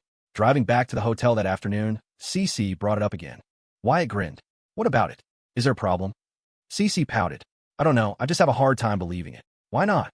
Wyatt countered. "Why don't you try calling me Daddy tonight and see how good I am to you?" Cece gave him a shove. "Would you dare say that in front of your parents? Or mine?" "Okay, no, I wouldn't dare." "Sophie just texted me," Cece said, changing the subject. "She said it's just her and Ashley in the dorm. Our heater isn't working, so she asked if they could come hang out with us this afternoon." Wyatt was curious. "Leo didn't come over this weekend?" "He got here yesterday, I think. Sophie said he's been studying nonstop all semester." "Oh, right. I almost forgot to tell you something else." "What is it?" "I think Sophie decided to move in with Leo," Cece said, her voice full of surprise. "You're kidding." "No, I'm serious. She told us yesterday. She said Leo can't study in his dorm, so he's renting a place, and she wants to move in to help him with the rent." "Well done, Leo," Wyatt said with a laugh. "Hasn't he said anything to you about it?" Wyatt shook his head. "Nope. He and Sophie have already met each other's parents. What else is there for him to tell me? My job as his strategic advisor has been over for a while. If Sophie moves out, there will only be 3 of us left. And Isabel is barely ever there anymore. On weekends, I'm not there either. That means Ashley will be all alone." "I keep thinking she's still single," Wyatt said with a sigh. "But there's just no one suitable around. You know, good men like me are a rare breed." "Oh, please. Don't be so full of yourself." Wyatt laughed. "Okay, text them. We'll go pick up some snacks first. We'll be at the school in about 20 minutes. Tell them to get ready." Okay. They went to a Target first, but after wandering the aisles, they didn't find much. They ended up at a local market and bought bags of sunflower seeds, fava beans, and roasted chestnuts. Wyatt had spent most of his cash on the hotel room, so when it was time to pay, he waved a dismissive hand at the cashier. "My wife's paying." Cece was used to this by now. She calmly took out her phone, paid, and they headed back to campus. When they arrived, Ashley and Sophie were already waiting by the curb, rubbing their hands together and shivering. "It's so cold. Get in quick." The 2 girls piled into the back, and the 3 of them immediately started complaining about the dorm's terrible heating system. Wyatt drove in silence, and soon they were pulling into the hotel's parking garage. Just as they got to the room, Michael was dropping Isabel off at her dorm to grab some fresh clothes. When Isabel opened the door and found the room empty, she immediately called Cece. "Hello. Where's everyone? Why is the room completely empty?" Cece laughed. "We're all together. Aren't you with Michael? Why are you back at the dorm?" "I came back to get some long johns and a sweater." "Oh, where are you guys now?" "We just got back to the hotel. We were about to play some poker to kill time." "Send me the address." "I'm on my way." "All right." Soon enough, Michael and Isabel came crashing in. Wyatt and Cece had a king-sized room, which wasn't huge to begin with. With the two of them, it started to feel crowded. With no other chairs, the four girls all piled onto the bed, while Wyatt and Michael sat on the small sofa nearby. For a while, the two groups chatted amongst themselves before they all started a game of poker. They spent the afternoon laughing and making a racket in the hotel room. As evening approached, they all went out for hot pot. Walking out of the restaurant, Sophie was the first to get sentimental. "Do you guys think we'll still get to hang out like this after we graduate?" "Probably not," Isabel said. "We'll all have our own jobs and lives." "I don't know," Cece mused. "If we all stay in New York, we could at least get together on Sundays." "Wyatt, what do you think?" "Of course we will," Wyatt declared. "And if anyone doesn't show up, I'll personally drive over and kidnap them." Everyone laughed. "Time flies, doesn't it?" Ashley sighed. "I can't believe 2016 is almost over." "I know," Isabel said. "I still clearly remember the day we all moved in, when Wyatt dropped Cece off at the dorm." "Me too. Cece was such an ice queen back then," Ashley added. "I was too scared to even talk to you." "I was not." "Yes, you were. Ask Isabel if you don't believe me," Ashley insisted. Isabel grinned. "But look how much has changed. And do you know why that is?" Wyatt asked, a dramatic pause hanging in the air. The girls all shook their heads, their eyes on him. Wyatt cleared his throat and said with deep emotion, "Because of love." "Ugh, I'm gonna be sick." "Me too. Where's the trash can?" "Cece, your boyfriend is so cheesy." They all dissolved into laughter. After a walk around the mall, they headed back to the parking garage and went their separate ways. Back at the hotel, Wyatt and Cece quickly swept up the stray sunflower seed shells that had missed the trash can, then collapsed onto the bed, too full and content to move. "That hot pot was so spicy tonight. Didn't we get the divided pot?" The tomato broth wasn't good. Wyatt sat up, grabbed a bag of preserved plums from the nightstand, and shook out the very last one. He held it to Cece's lips, but just as she opened her mouth, he snatched it back and popped it into his own. "You jerk!" Wyatt rolled over, propping himself up on his hands on either side of her head, looking down at her. With the plum in his mouth, he mumbled, "We'll share." Cece wrinkled her nose, grabbed the collar of his shirt, and pulled him down. In an instant, she tasted the plum. Sweet, sour, soft, smooth. Vivien stayed in New York for a month and a half. At the end of November, she returned to Riverwood to begin the process of moving YW. Relocating a company was complicated, especially since most of the employees were locals who might not want to move. But YW and Vivien's main brand shared most of their staff. If she separated YW, the dedicated team was only about 20 people. Her plan was simple. Anyone willing to move to New York would get a $5,000 raise to cover rent and transportation. Anyone who wasn't could either transfer to the main brand or join the factory liaison department in Riverwood. As for the New York side, Victor would handle all the preparations. They could move right after the new year. Vivien had expected her family to have reservations, but they were all surprisingly supportive. Her brother, Peter, only added one condition. "Just because you're in New York doesn't mean you can go a whole year without coming home." "I'm just moving the sub-brand," Vivien explained quickly. "The main company is still in Riverwood. I won't be in New York all the time." "And Victor's okay with this? What choice does he have?" Vivien shot back. "It's not like he's the one in charge." December, the last month of 2016. On the morning of the 5th, Wyatt received 2 calls, one right after the other. The first was from Judy Yu, inviting him to her birthday party the day after tomorrow. The second was from Kai Hao Yu at Miho Yo, informing him that a dividend of $3 million will be hitting his account by the end of the month. After the calls, he texted Cece. The party was on a Wednesday, and he told her if she didn't want to go, he'd go alone. Cece figured if she went, Wyatt would have to drive back and forth. She asked Isabel, who said she wasn't feeling well and wasn't going either. "Cece, I'll pass then. Isabel is staying in, too." Wyatt replied with an okay and walked over to the finance department. "Jessica," he said, "I need you to figure out a way to transfer some money from the company account to me." "How much?" $5,000. Wyatt asked, "Is that doable?" Jessica nodded. "It's simple. For a small amount like this, there are plenty of ways." "What about for a large amount?" Wyatt asked, curious. "There are ways for that, too," she explained. "We'd set up a sole proprietorship, conduct business between the two entities, and you wouldn't get the details anyway. Just tell me how much you need ahead of time." After a few clicks on her computer, she said, "The money's in your account." That fast. Jessica just went back to her work, ignoring him. Back in his office, Wyatt sent $2,000 to Leo. He was about to call him when a message popped up. "Leo? Leo, why'd you send me money?" "Wyatt, my girlfriend told me you and Sophie are getting a place together. Leo, yeah. Wyatt. Rent in New York isn't cheap. Consider it a backup fund. Wyatt. And Sophie only agreed to move in because she wanted to help you with the rent. Wyatt. She's a good girl. Wyatt. Don't fight when you live together. Leo stared at the messages, a weird feeling creeping over him. It was like he was getting a lecture from his own mother. Leo. My parents already agreed to increase my allowance. Wyatt. If you feel bad taking it, just call me Dad. It's only natural for a father to give his son money. Leo, F you. Leo. Leo has accepted your payment. Wyatt. Day after tomorrow, you're coming with me to Judy Yu's birthday party. Don't tell Sophie. My girlfriend isn't going either. Leo, why would I go? Wyatt. Sometimes, all the stuff you learn in books isn't worth a single introduction from the right person. Haven't you heard the saying? It's not what you know, it's who you know. I'm taking you to see how the other half lives. Get your face out there. Leo, all right. Leo, where should we meet? Wyatt, I'll let you know tomorrow. Leo, okay. And that was it. Friendship between guys was like that. Sometimes they wouldn't see or talk to each other for a long time. But if something happened, they'd be there in a heartbeat. Of course, not every friendship was like that. In a life full of disappointments, you were lucky to have 2 or 3 people you could truly talk to.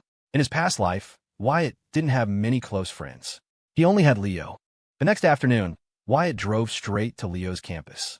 He didn't let Leo drive. Instead, he chauffeured him in his A8 toward the Gold River Hotel. What did you get her for her birthday? I didn't get anything. My girlfriend had a courier send something over for me. It's a custom blended perfume, one of a kind. Not expensive, but Judy isn't exactly hurting for money. Leo nodded and changed the subject. I was originally looking for a shared apartment, but after you sent me the money, I decided to get a 1-bedroom.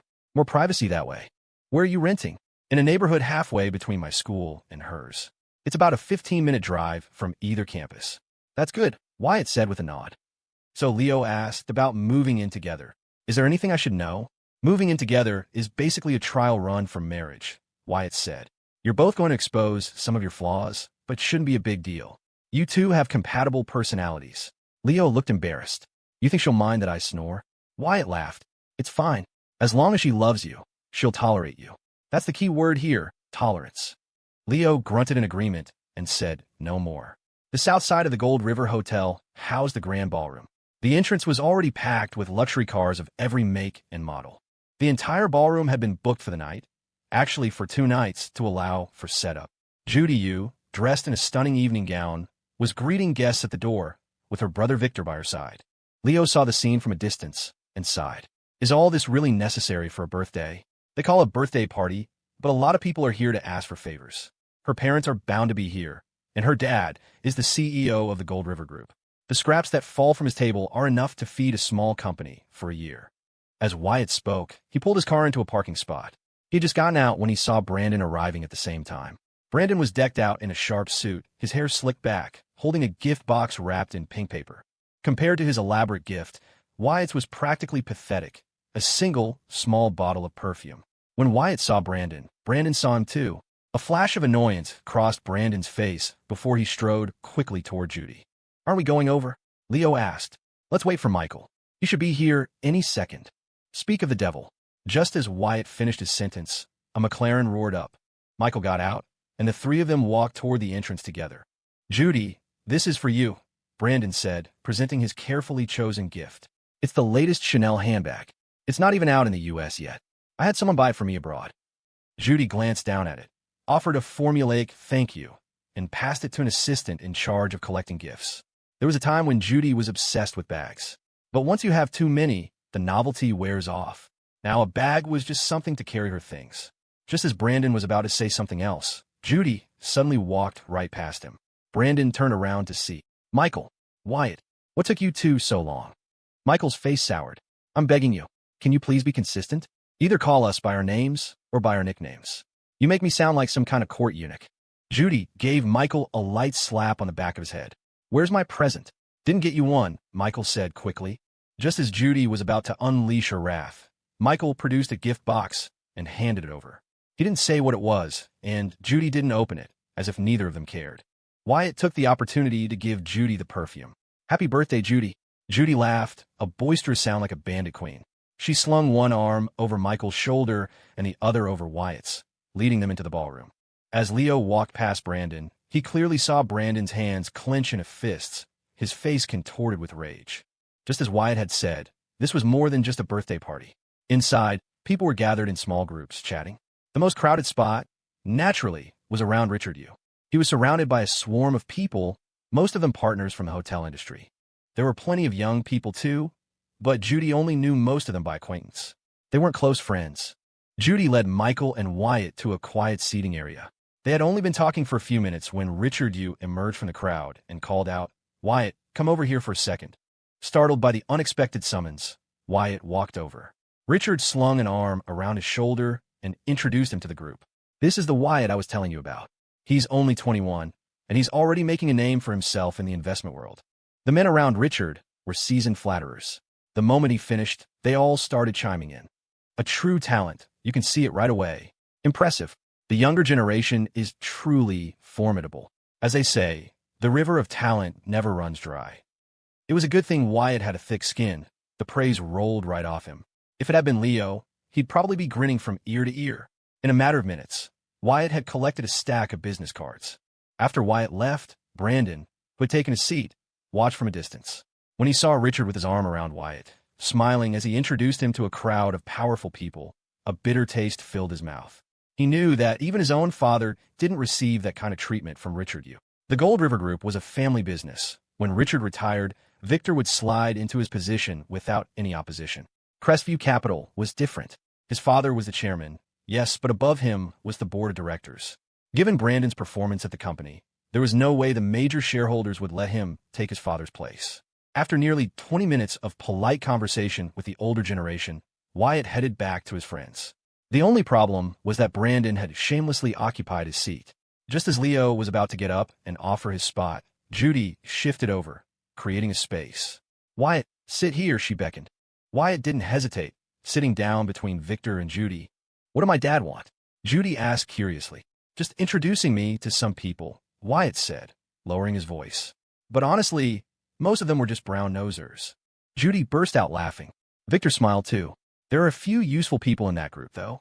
Yang Changji from Silver Peak Design Studio, for example. He's one of the top designers in the country. You could consult him for your office building design. And also," Victor listed 3 names, which Wyatt committed to memory. Then he asked, "Victor, did the lady boss go back to Riverwood?" "Yeah." Victor nodded. "YW is moving here after Lunar New Year. I've already got the office space ready. She'll probably come back sometime this month. We'll likely get engaged in January." "Congratulations," Wyatt said with a smile. "What's there to congratulate?" Judy interjected. "When the time comes, you and Michael are going to be the best men." "Huh?" Wyatt and Michael said in unison, dumbfounded. "What, huh?" "I'm telling you, you can't get out of this one." The group chatted happily. Brandon had hoped to use this opportunity to get closer to Judy, but he realized that besides a perfunctory thank you when he gave her his gift, he hadn't exchanged a single word with her. Wyatt, on the other hand, was sitting right next to her. The seating was so tight that their shoulders were constantly touching. The fact that Wyatt could make her laugh with just a few words was like a knife twisting in Brandon's gut. No man could tolerate watching the woman he liked being so intimate with someone else right in front of him. At that moment, Brandon wanted to tear Wyatt apart, but there was nothing he could do. Wyatt's connections with both the Yu and Zhao families were too strong. If he tried to start something openly, he'd be the one to suffer. Just then, Brandon thought of Wendy King. That damn bitch, he thought. So clever when she was seducing me, but completely useless when it comes to dealing with Wyatt. It's about time. "Judy, let's go cut the cake." "Okay." Victor and Judy stood up simultaneously. Wyatt, seated between them, stood up as well. He rubbed his stomach and said shamelessly, "Leo and I came on an empty stomach. We're going to eat a lot of cake. Your friends won't make fun of me, will they?" "Eat as much as you want," Judy said.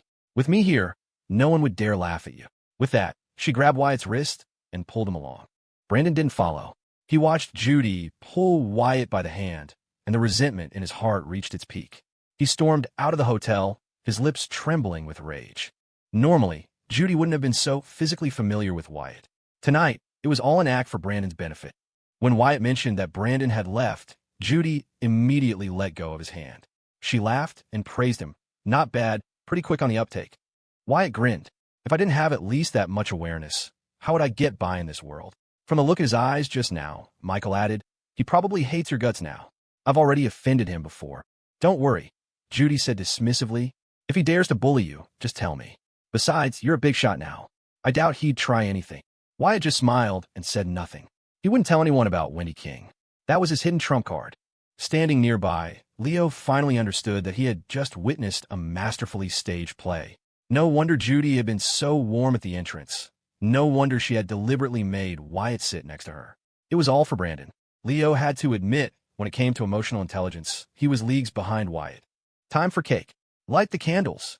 Lights out, lights out. Happy birthday to you. Happy birthday, too. Happy birthday. That weekend, Leo and Sophie spent 2 days apartment hunting. They finally settled on the 3rd floor of an old building. The original 1,200 square foot apartment had been split into 2 separate 600 square foot units.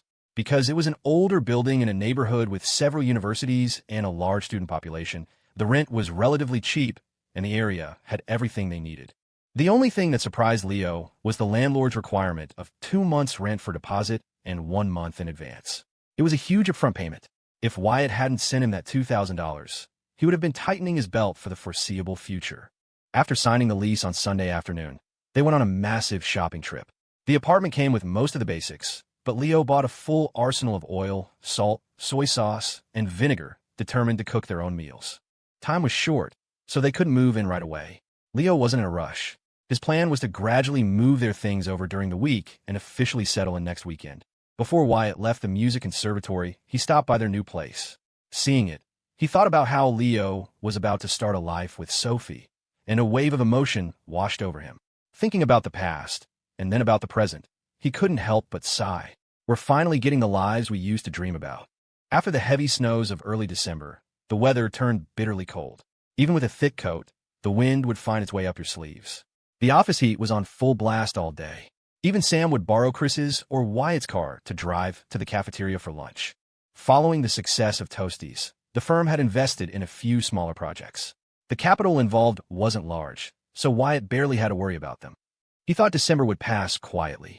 But on Tuesday morning around 10 o'clock, a group of people in official uniform showed up at the company's front door. Rachel wanted to greet them. "Can I help you?"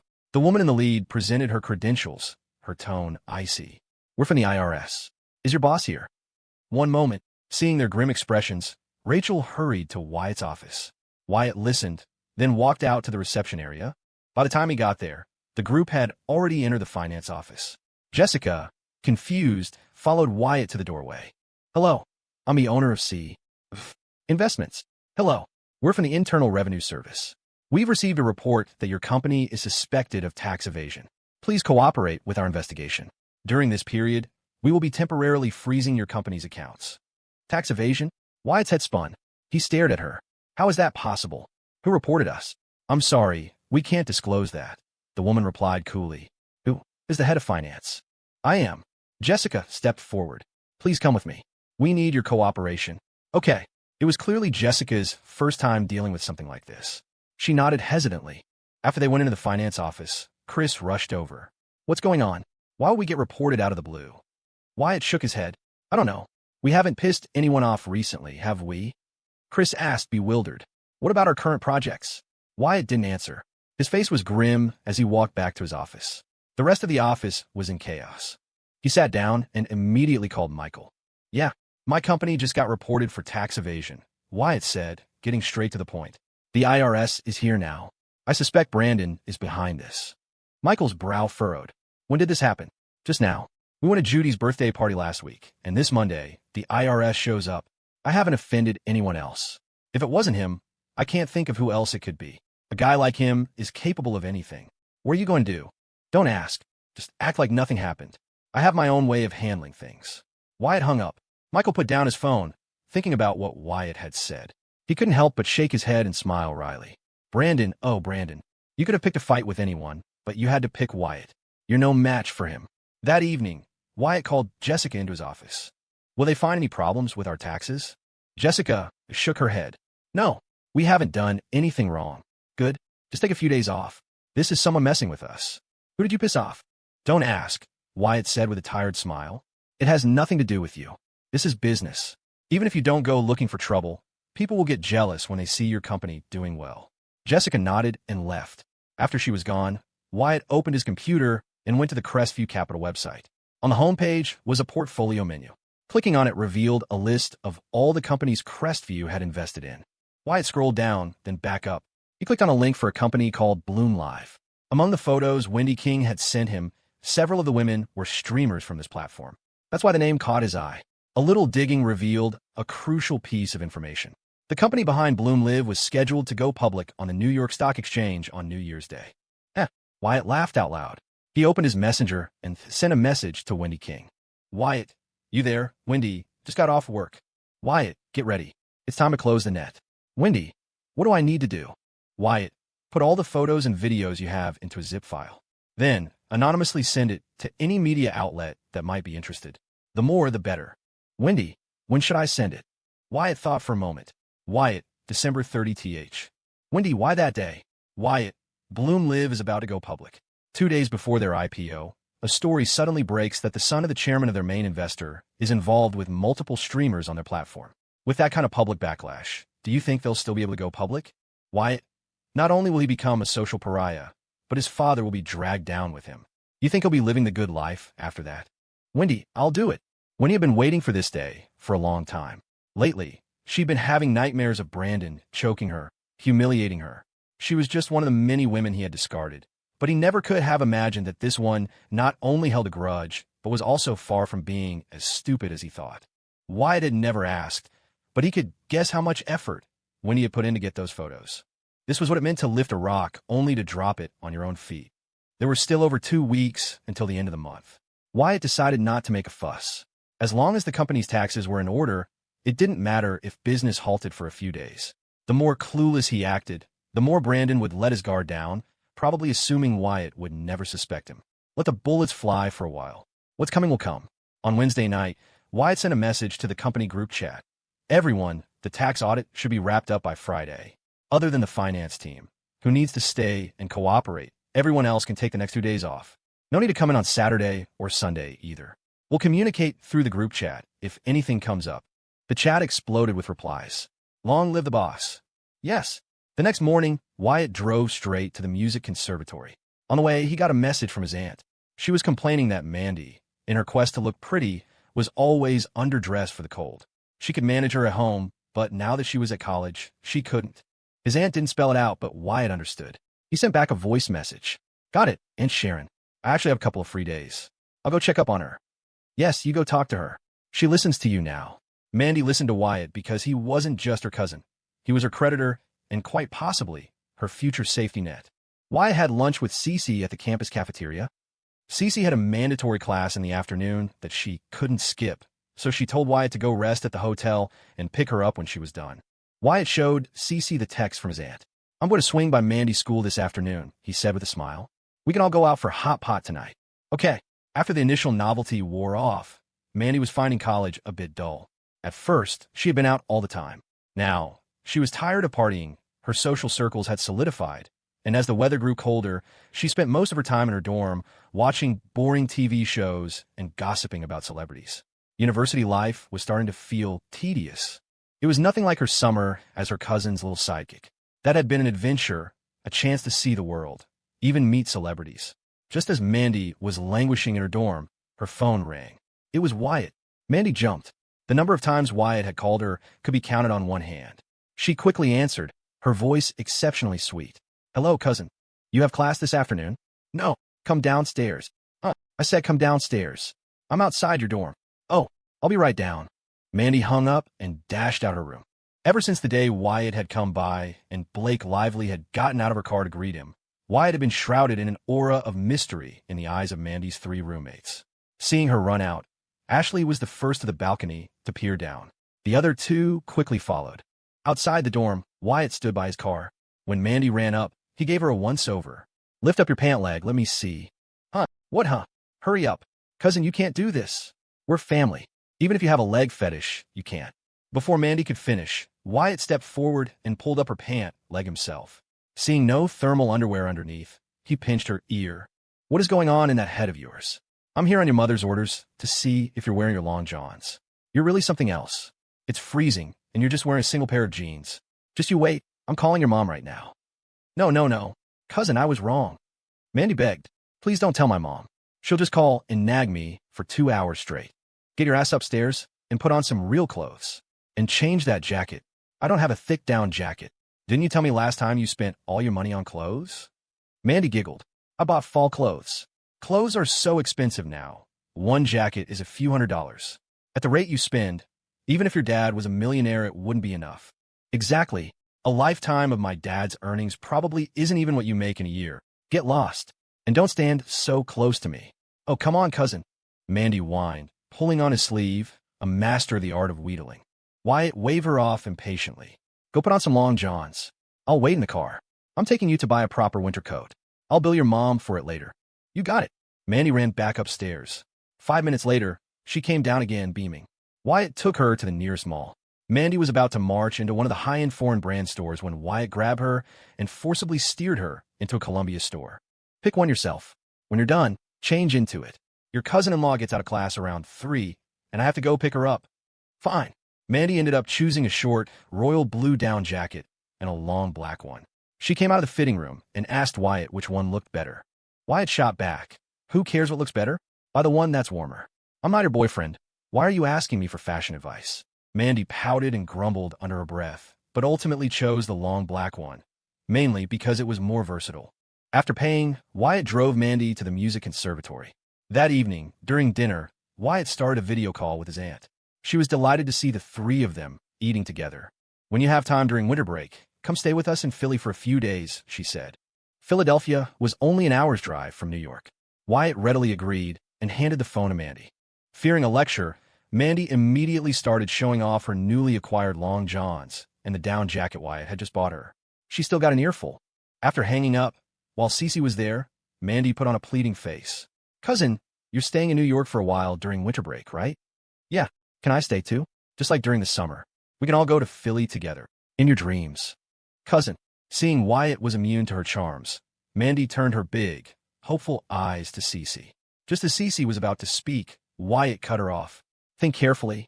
If this little shadow stays with us, we won't get to have our private couples time during the break. The moment Cece heard that, she swallowed the word she was about to say and gave Mandy an apologetic look that clearly said, sorry, your cousin-in-law can't help you with this one. After hot pot, Wyatt dropped Mandy back at her school. He was about to head to the hotel when his phone rang. It was Sophie. Wyatt was a bit surprised. Normally, if Sophie needed him, she would call Cece first. He answered. Hey, Wyatt, are you busy? Sophie asked, getting straight to the point. Not all. What's up? Could you do me a favor? I need help moving my stuff to the rental apartment. Wyatt understood immediately and agreed. After he hung up, Cece asked, what did Sophie want? She's moving in with Leo. She asked for my help moving her things. Why didn't she just ask Leo? Wyatt gently tapped Cece's nose. Are you silly? Either she's too shy to ask, or she wants to surprise him. Right, Cece said, pouting sarcastically. You're the smart one. You know everything. Wyatt laughed. You know what they say, the ideal partner is someone who compliments you. For instance, I'm smart and you're silly. That's why we're a perfect match. You're the silly one. Huh? Wyatt buckled his seatbelt and drove to the girls' dorm. Sophie was already waiting downstairs. She didn't have much, one suitcase and a large tote bag. Wyatt, of course, wouldn't spoil her surprise. He helped load her things into the car, and they drove to the apartment. It wasn't far. About 15 minutes later, Wyatt pulled into the parking lot of an old apartment complex. He helped carry the suitcase while Sophie led the way to the third floor. She fumbled in her bag for the key and opened the door. The apartment was a one-bedroom with a living room, kitchen, and bathroom. Because the kitchen and bathroom were small, the living room and bedroom felt spacious, like in a normal home. It was already mostly set up. The floors were sparkling, the walls spotless. When Sophie turned on the lights, she exclaimed in surprise. He changed the lights. The old ones were so dim. Cece walked around, following Sophie into the bedroom. The bedding was all new, a pale pink set with a strawberry pattern. Wyatt stood at the door and pointed at the bed. You bought all this, right? No, Leo did. Whoa, I didn't know Leo had such a soft spot. Sophie smiled. Don't get the wrong idea. He picked it out for me. Sophie opened the closet. It was divided into 3 sections. Leo had only taken up one small section for his short-sleeve shirts. Sophie had been kicking herself for not bringing hangers, but Leo had already thought of that. She opened her suitcase and started to unpack, with Cece helping. Wyatt went back to the living room and sat down. After Sophie was done, Wyatt drove her back to her dorm. On the way to the hotel, Cece suddenly blurted out, I think Leo is more thoughtful than you. What makes you say that? Didn't you see? He had everything prepared. And this was Sophie's first time staying there. I'm not a god. I can't be better than everyone at everything. Cece nodded sagely. You're right. If you were perfect at everything, I'd feel like I wasn't good enough for you. Wyatt stopped at a red light, reached over, and gently ruffled Cece's hair. What's going on in that little head of yours now? It's true. No, it's not. And you remember this. Without the old Cece, there is no new Wyatt. Hearing that, Cece felt her heart melt. She looked at him, her eyes full of love, a blissful smile on her face. I'm telling you, she said, her voice full of emotion, if I loved you 100% before, now it's 120. Wyatt grinned. The max score isn't 150, is it? A small fist thumped against his arm. I finally say something romantic, and you have to ruin it. Cece huffed. So what is the max score? 100. With the company on a break, Sam was once again invited to Rachel and Abby's apartment for hot pot. The first few times he'd come over, he had been a bit shy, but after a while, he had started to open up. Maybe Sam himself hadn't noticed, but gradually, his personality was beginning to change. A 4-day break is the best, Abby said. When I tell my old college friends about my job, they're all so jealous. Do you still keep in touch with your old classmates? Rachel asked. We chat sometimes. A few of them are already married. Some even have kids. I have a friend from middle school who got married just a few years after graduation, Rachel said. Her kid is in kindergarten now. I thought you had to be 20 to get married. Abby asked. If you don't go to college, a lot of people in our hometown get married at 18 or 19, some even younger. Sam, how come you're so quiet? What should I say? Do you keep in touch with your old classmates? Sam shook his head. No. In high school, all I did was study. I didn't have any close friends. What about middle school? Most of your middle school friends are from the same town. You must be close, right? Not really, Sam explained. I was a day student. Not many people in my class took school seriously. The educational resources in the countryside back then were so much worse than in the city. In my year, not many people even made it to a regular high school. I think only 4 people from my school got into a good one. So you were one of the 4. Sam nodded awkwardly. That's amazing, Rachel said with a smile. No wonder I always hear Carter praising how fast you're learning. Sam, I'm telling you, Rachel said. Among all the people our age that I know, you're already one of the most impressive. So you need to be more confident like the boss. Sam smiled. Don't compare me to Wyatt. Some things you just can't learn. Abby chimed in. Exactly. How many people can be like the boss? If everyone was like that, then everyone would be a CEO. True. Oh no. What's wrong? I forgot to buy the hot pot base. I'll go get it right now, Rachel exclaimed. Sam stood up. Wanting to come with you? No, it's fine. I'll be right back. Rachel hurried out. Sam sat back down.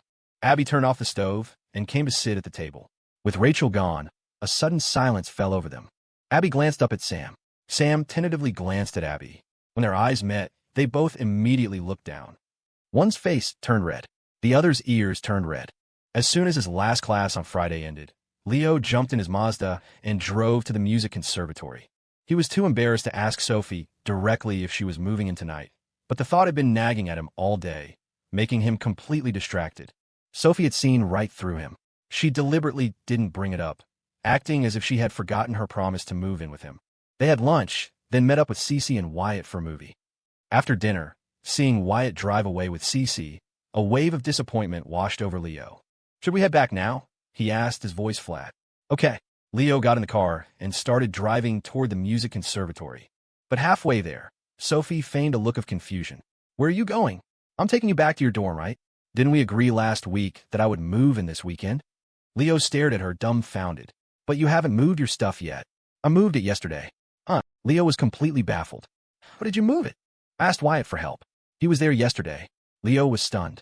I thought. You thought what? A goofy grin spread across Leo's face. I thought you changed your mind. All right then, Sophie said, playing along. I've changed my mind now. Leo knew she was joking. No, don't. We're going to the apartment right now. I've got everything ready. I even changed the light bulbs. I saw. They soon arrived at the apartment. The moment the door closed, the atmosphere shifted. They had stayed in hotels together before, but this felt completely different. A hotel was temporary. This was long-term, like a home. It came with an unspoken weight of responsibility. They slipped into their matching couple slippers and sat on the sofa. There was no TV. With the door closed, the living room was silent. Feeling the awkwardness, Leo spoke first. My heart is beating really fast right now. Why? Sophie asked, puzzled. I don't know, Leo said awkwardly. Maybe because it's the first time. Sophie's face immediately flushed red. What are you talking about? What first time? Seeing her reaction, Leo knew she had misunderstood. He quickly explained, I mean, it's the first time I've had a place of my own. At home, they're my parents. In the dorm, they're my roommates. But here, this place is truly mine. No, ours. Sophie rolled her eyes. This place doesn't belong to us. It belongs to the landlord. That's what I mean. But sooner or later, we'll be able to afford our own place in New York. Just as Sophie was about to reply, her phone rang. It was Ashley. Sophie answered and put on speaker. Sophie, where are you? Ashley's voice was frantic. It's so late. Why aren't you back yet? Sophie said quietly. I might not be coming back tonight. What? Ashley was even more agitated. You're not coming back? You really moved in with Leo? Sophie, are you even human? Isabel got whisked away by Michael this afternoon. Cece has already flown the coop with Wyatt. And now you're abandoning me too? Am I destined to be alone in room 205 forever? Oh, the humanity. Cece and Isabel will be back on Monday. Yeah, I know. You heartbreaker. I hope you don't sleep a wink tonight. The call ended with a sharp beep. Heartbreaker? That's usually for guys, right? Sophie put down her phone, unsure of what to say. Why don't you go take a shower first? Leo suggested. I'll assemble the shoe rack. Okay. Sophie went to the bedroom to get her clothes and disappeared into the bathroom. Leo started assembling the simple, 4-tiered shoe rack he'd bought online. It was a simple task, but for some reason, listening to the sound of the shower, he couldn't concentrate. When Sophie emerged from the bathroom in her pajamas, Leo quickly looked down, pretending to be busy with his work. I'm going to bed now. Okay. Leo didn't dare look up at her. After a few more minutes, he finished the shoe rack, locked the front door, and went to the bedroom to grab his pajamas. He turned off the lights, worried they might keep Sophie awake. He took the longest shower of his life, scrubbing every inch of himself. After drying his hair, he went back to the bedroom, fumbled his way to the bed in the dark, and carefully slipped under the covers. The night was black. The room was unusually quiet, which only made their breathing seem louder. A long time passed. Sophie shifted, turning onto her side. For some reason, Leo instinctively moved closer to the edge of the bed. Sophie frowned.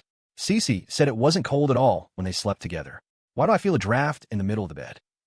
She silently extended her hand, reaching across the bed. It wasn't until her arm was fully stretched that she felt Leo's body. She sighed inwardly and finally whispered, Leo? Yeah.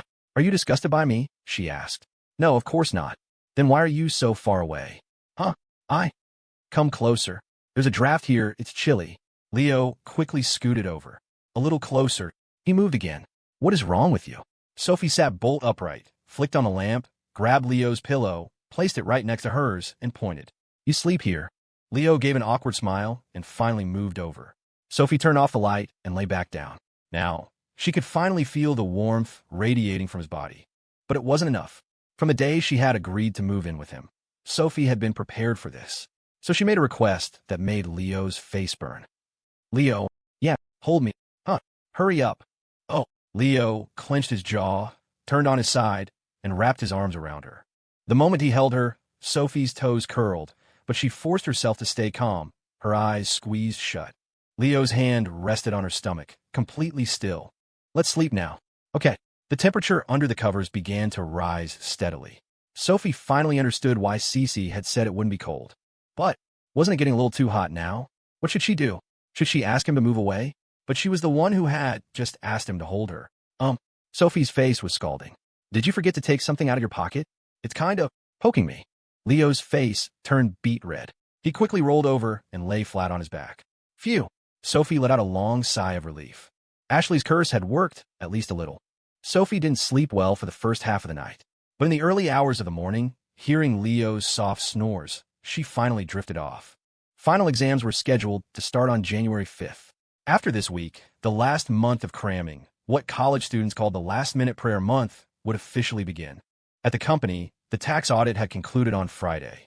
Since they found no issues, the frozen funds were released, and by Monday, everything was back to normal. Another week flew by. Saturday, the 24th, was Christmas Eve. After dinner, Wyatt drove Cece 2 hours out of the city to a hot spring resort. They spent 2 days there, and on the way back, Wyatt found that his right leg was so tired he could barely press the gas pedal. Exams are coming up, so I won't come over next weekend, he told her as they pulled up to her dorm. I'll come get you after your last final. Okay, good. After a few more words, Wyatt turned the car around and headed back to his own school.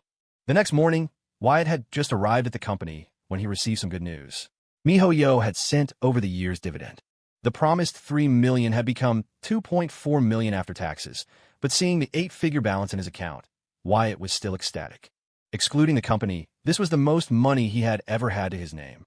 With this windfall, Wyatt started planning his next move. Buying into a stable, rising stock seemed like the most logical and prudent choice, but he didn't want to do that. Money was no longer his top priority. So, his first thought was to use the money to buy a house in New York. The housing market was on the verge of its 2017 to 2018 peak. Buying a place in a city like New York now wouldn't be a loss. Besides, there was another reason. Wyatt wanted to make good on the promise he had made to Cece. Once he decided, he called Michael. "Hey, Michael, got a question for you. What's the housing market in New York like right now?" This was something Michael actually knew about. In Manhattan, you're looking at $8,000 or $9,000 a square foot. The nicer parts of Brooklyn and Queens, maybe $4,000 or $5,000. The outer boroughs, I haven't really looked, but probably $2,000 or $3,000 at most. Places along the waterfront in Brooklyn or LIC are over $10,000. That 157 place is going for $25,000 a square foot. Why do you ask? Just got a dividend, Wyatt said with a laugh. Thinking of buying a place in New York. Hearing that Wyatt was planning to settle down, Michael's interest was piqued. Nice. When are you thinking of buying? Now that I've decided, the sooner the better. Manhattan's out. I'm thinking one of the boroughs. Can you ask around for me? Check some prices? Preferably somewhere in Brooklyn or Queens. My parents live near a lot of private communities with townhouses, Michael said. The prices are probably a little over $2 million. I can ask around for you. Great. Let's do that then. Wait, what are you going to do about Brandon? There hasn't been any news. I heard the kid's been living it up lately. Apparently, a company his dad invested in is about to go public. Don't worry, Wyatt said. He won't be living it up for much longer. Before Michael could respond, Wyatt had hung up. Michael shook his head, a wry smile on his face. This guy hangs up without even explaining. Wendy King had quit her job. She was planning to leave New York. The city was great. If you were rich, you could have anything you wanted. But for ordinary people, all you got was a taste of life's bitterness. The gap between people was magnified here. The night she submitted her resignation, Wendy went back to her rented room. It was a shared apartment, and the quality was terrible. At night, she could often hear noises from the next room, sometimes even shameful conversations. That's why, after work, she preferred to go to bars and clubs. She felt that only in those places were people equal. No one asked about your education or your background. They only looked at your face and your body. She had met Brandon in a place like that. She had thought she could use the relationship to get ahead in her career. She never imagined it would end like this. Wendy was actually a very self-aware woman. She was willing to admit she had been cheap, but she was also incredibly sensitive. She couldn't stand being judged or humiliated by others. So what if I'm cheap? So what if I used a man to get ahead? My dad has an elementary school education, and my mom can't even read. I just want the good life you rich people have. Is it so wrong? You, Brandon, you were just born lucky. What right do you have to call me cheap? What right do you have to call me a slut? You bastard. When you were tricking me into going to a hotel, it was all, hey, beautiful. But when you kicked me out, you insulted me like that. Wendy stood in front of the mirror, lifted her shirt, and looked at the cigarette burn on her chest. Her expression hardened. She sat down, opened her laptop, and logged into an unused email account. Because she had worked at NYC Finance Weekly, she had easily obtained the submission emails from many media outlets. She took the videos and photos she had spent so much effort to obtain, put them in a zip file, and uploaded it to the email. Then, she painstakingly entered every media email she had collected into the recipient field. Finally, she sent it anonymously. The email quickly landed in the inboxes of media outlets across the city. The moment the first journalist opened the zip file and saw the pictures, videos, and the accompanying text, Wendy's mission was complete. She logged out, deleted the email account, and shut down her computer. She lay on her bed, staring at the dim, yellowed ceiling light, feeling a sense of calm she hadn't felt in a long time. She picked up her phone and sent a message to Wyatt. Wendy, I sent it all. Wyatt, good. Wendy, I'm leaving New York soon. Can I ask you one last question? Wyatt, go ahead. Wendy, am I beautiful? Wyatt thought for a moment before replying. Wyatt, you could have been more beautiful. By Wyatt's standards, Wendy, with makeup, was maybe an 8 out of 10. But to others, she might have been a 9 or higher. But since this was her last question, Wyatt wasn't going to be entirely truthful. Of course, there was a hidden meaning in his words. When he wasn't a genius, but she understood. A flood of memories washed over her. She thought of herself at 18, of herself in her school uniform, of the love letters in her desk. She wondered if she hadn't been gotten drunk and taken to a hotel by that jerk in college, if she hadn't come to New York after graduation, if she hadn't given up on herself, if she had never met Brandon. Would her life have been better? Tears streamed down her face as she deleted Wyatt's contact, deleted everyone she had met in New York. She packed her bags, her tears soaking into her clothes. The New York winter was too cold. She wanted to go home. You can never underestimate the efficiency of the media. That same night, after the files were sent out, multiple outlets had their teams working overtime, hammering out articles. Because the email had been sent to a wide distribution list, every outlet was scrambling to be the first to break the story. Around 3 or 4 in the morning, the first posts about the scandal started hitting social media. With most people asleep, the news didn't immediately catch fire. But by the next morning, as more and more outlets published the story, many featuring photos of women who were recognizable streamers from Bloom Live, the scandal exploded. Around 9 o'clock, Brandon's phone, tucked under his pillow, started blowing up. It was on silent, so he didn't see the flood of missed calls and messages until 10:30. When he finally opened his messages and saw the screenshots his father had sent, he froze. Air's wild private life exposed multiple streamers allegedly exploited for favors leaked. Intimate photos of Bloom Live personalities Crestview, Capital Scandal rocks Bloom Live. An avalanche of clickbait headlines had buried the internet. Though many outlets had blurred Brandon's face, the combination of public resentment toward the wealthy and the involvement of so many popular streamers made the story irresistible. It didn't take long for internet sleuths to dig up his unredacted information. Brandon was stunned. He never imagined something like this could happen. Completely blindsided, he stared at his phone as it continued to ring nonstop. The most frequent caller was his father. Brandon didn't even have the courage to answer. It was over. Everything was over. Michael Zhao saw the news that same morning. If Wyatt hadn't given him a heads up, he never would have guessed Wyatt had anything to do with it. No wonder he was always so secretive whenever Michael asked. The guy was plotting a bombshell. But how did he pull it off? Michael was dying of curiosity, but he didn't ask. He knew that as long as he kept his mouth shut, no one would ever connect this back to Wyatt. Still, Michael gave him a call, not to talk about the scandal, but about a house. Wyatt had mentioned he was looking, and Michael had been keeping an eye out. With his wide network of friends, he'd quickly heard about a local family. The husband had gotten his green card and moved his family abroad. Now, he wanted to bring his elderly father over as well, which meant he was looking to sell their family's brownstone. It was a 3-story building, and while the interior was only about 1,500 square feet, it had both a front and backyard. The backyard was small, but the front was spacious. Best of all, it was a standalone property with a clean title. Because the owner was busy with work overseas, he was eager to sell, and the price was beautiful. As soon as Wyatt heard the details, he and Michael set a time to see it that evening. After a day spent watching the Brandon scandal unfold from the comfort of his office, Wyatt drove to meet Michael around 4. Together, they made their way to the property. It was located on a street with a classic Brooklyn feel, a narrow two-lane road shaded by 2 rows of lush camphor trees. The brownstones were all similar in structure, but spaced far enough apart to offer excellent privacy. Michael called the owner, and in less than 20 minutes, a man who looked to be in his 40s pulled up in a car. "So, who's the buyer?" "I am," Wyatt said.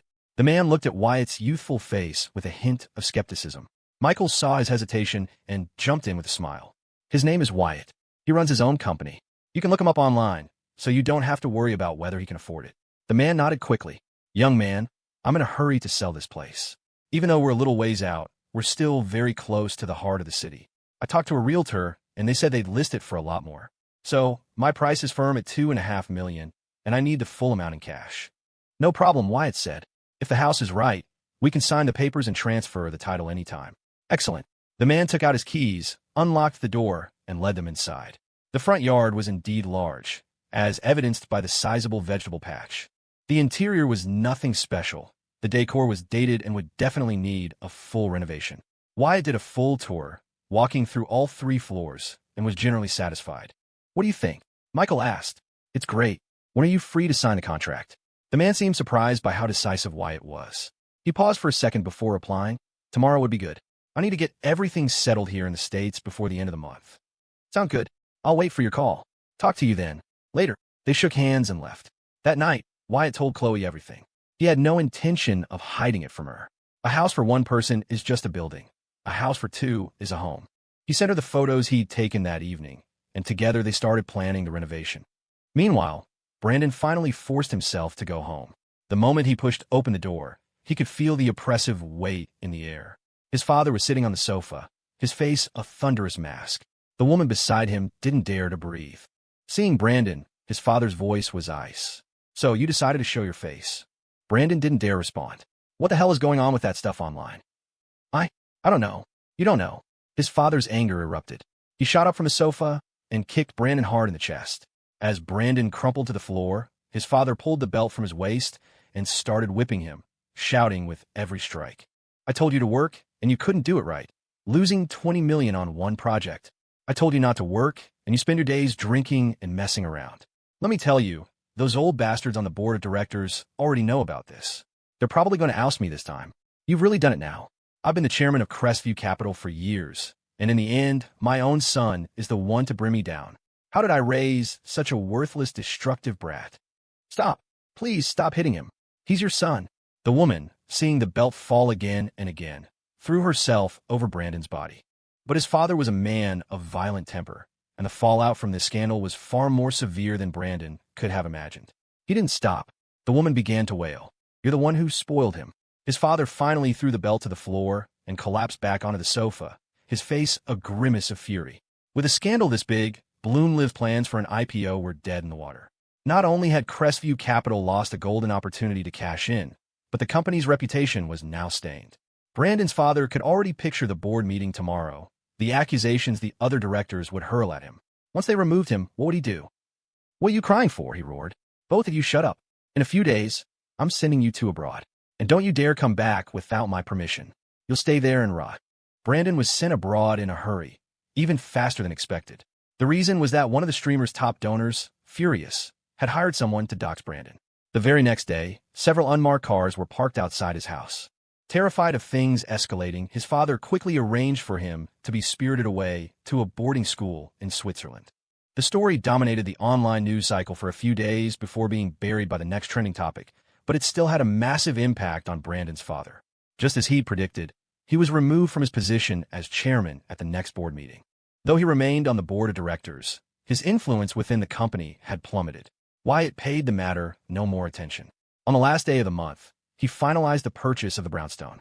Then, while his roommates were all cramming for finals, he arranged for several design firms to measure the space and gave them a list of his requirements.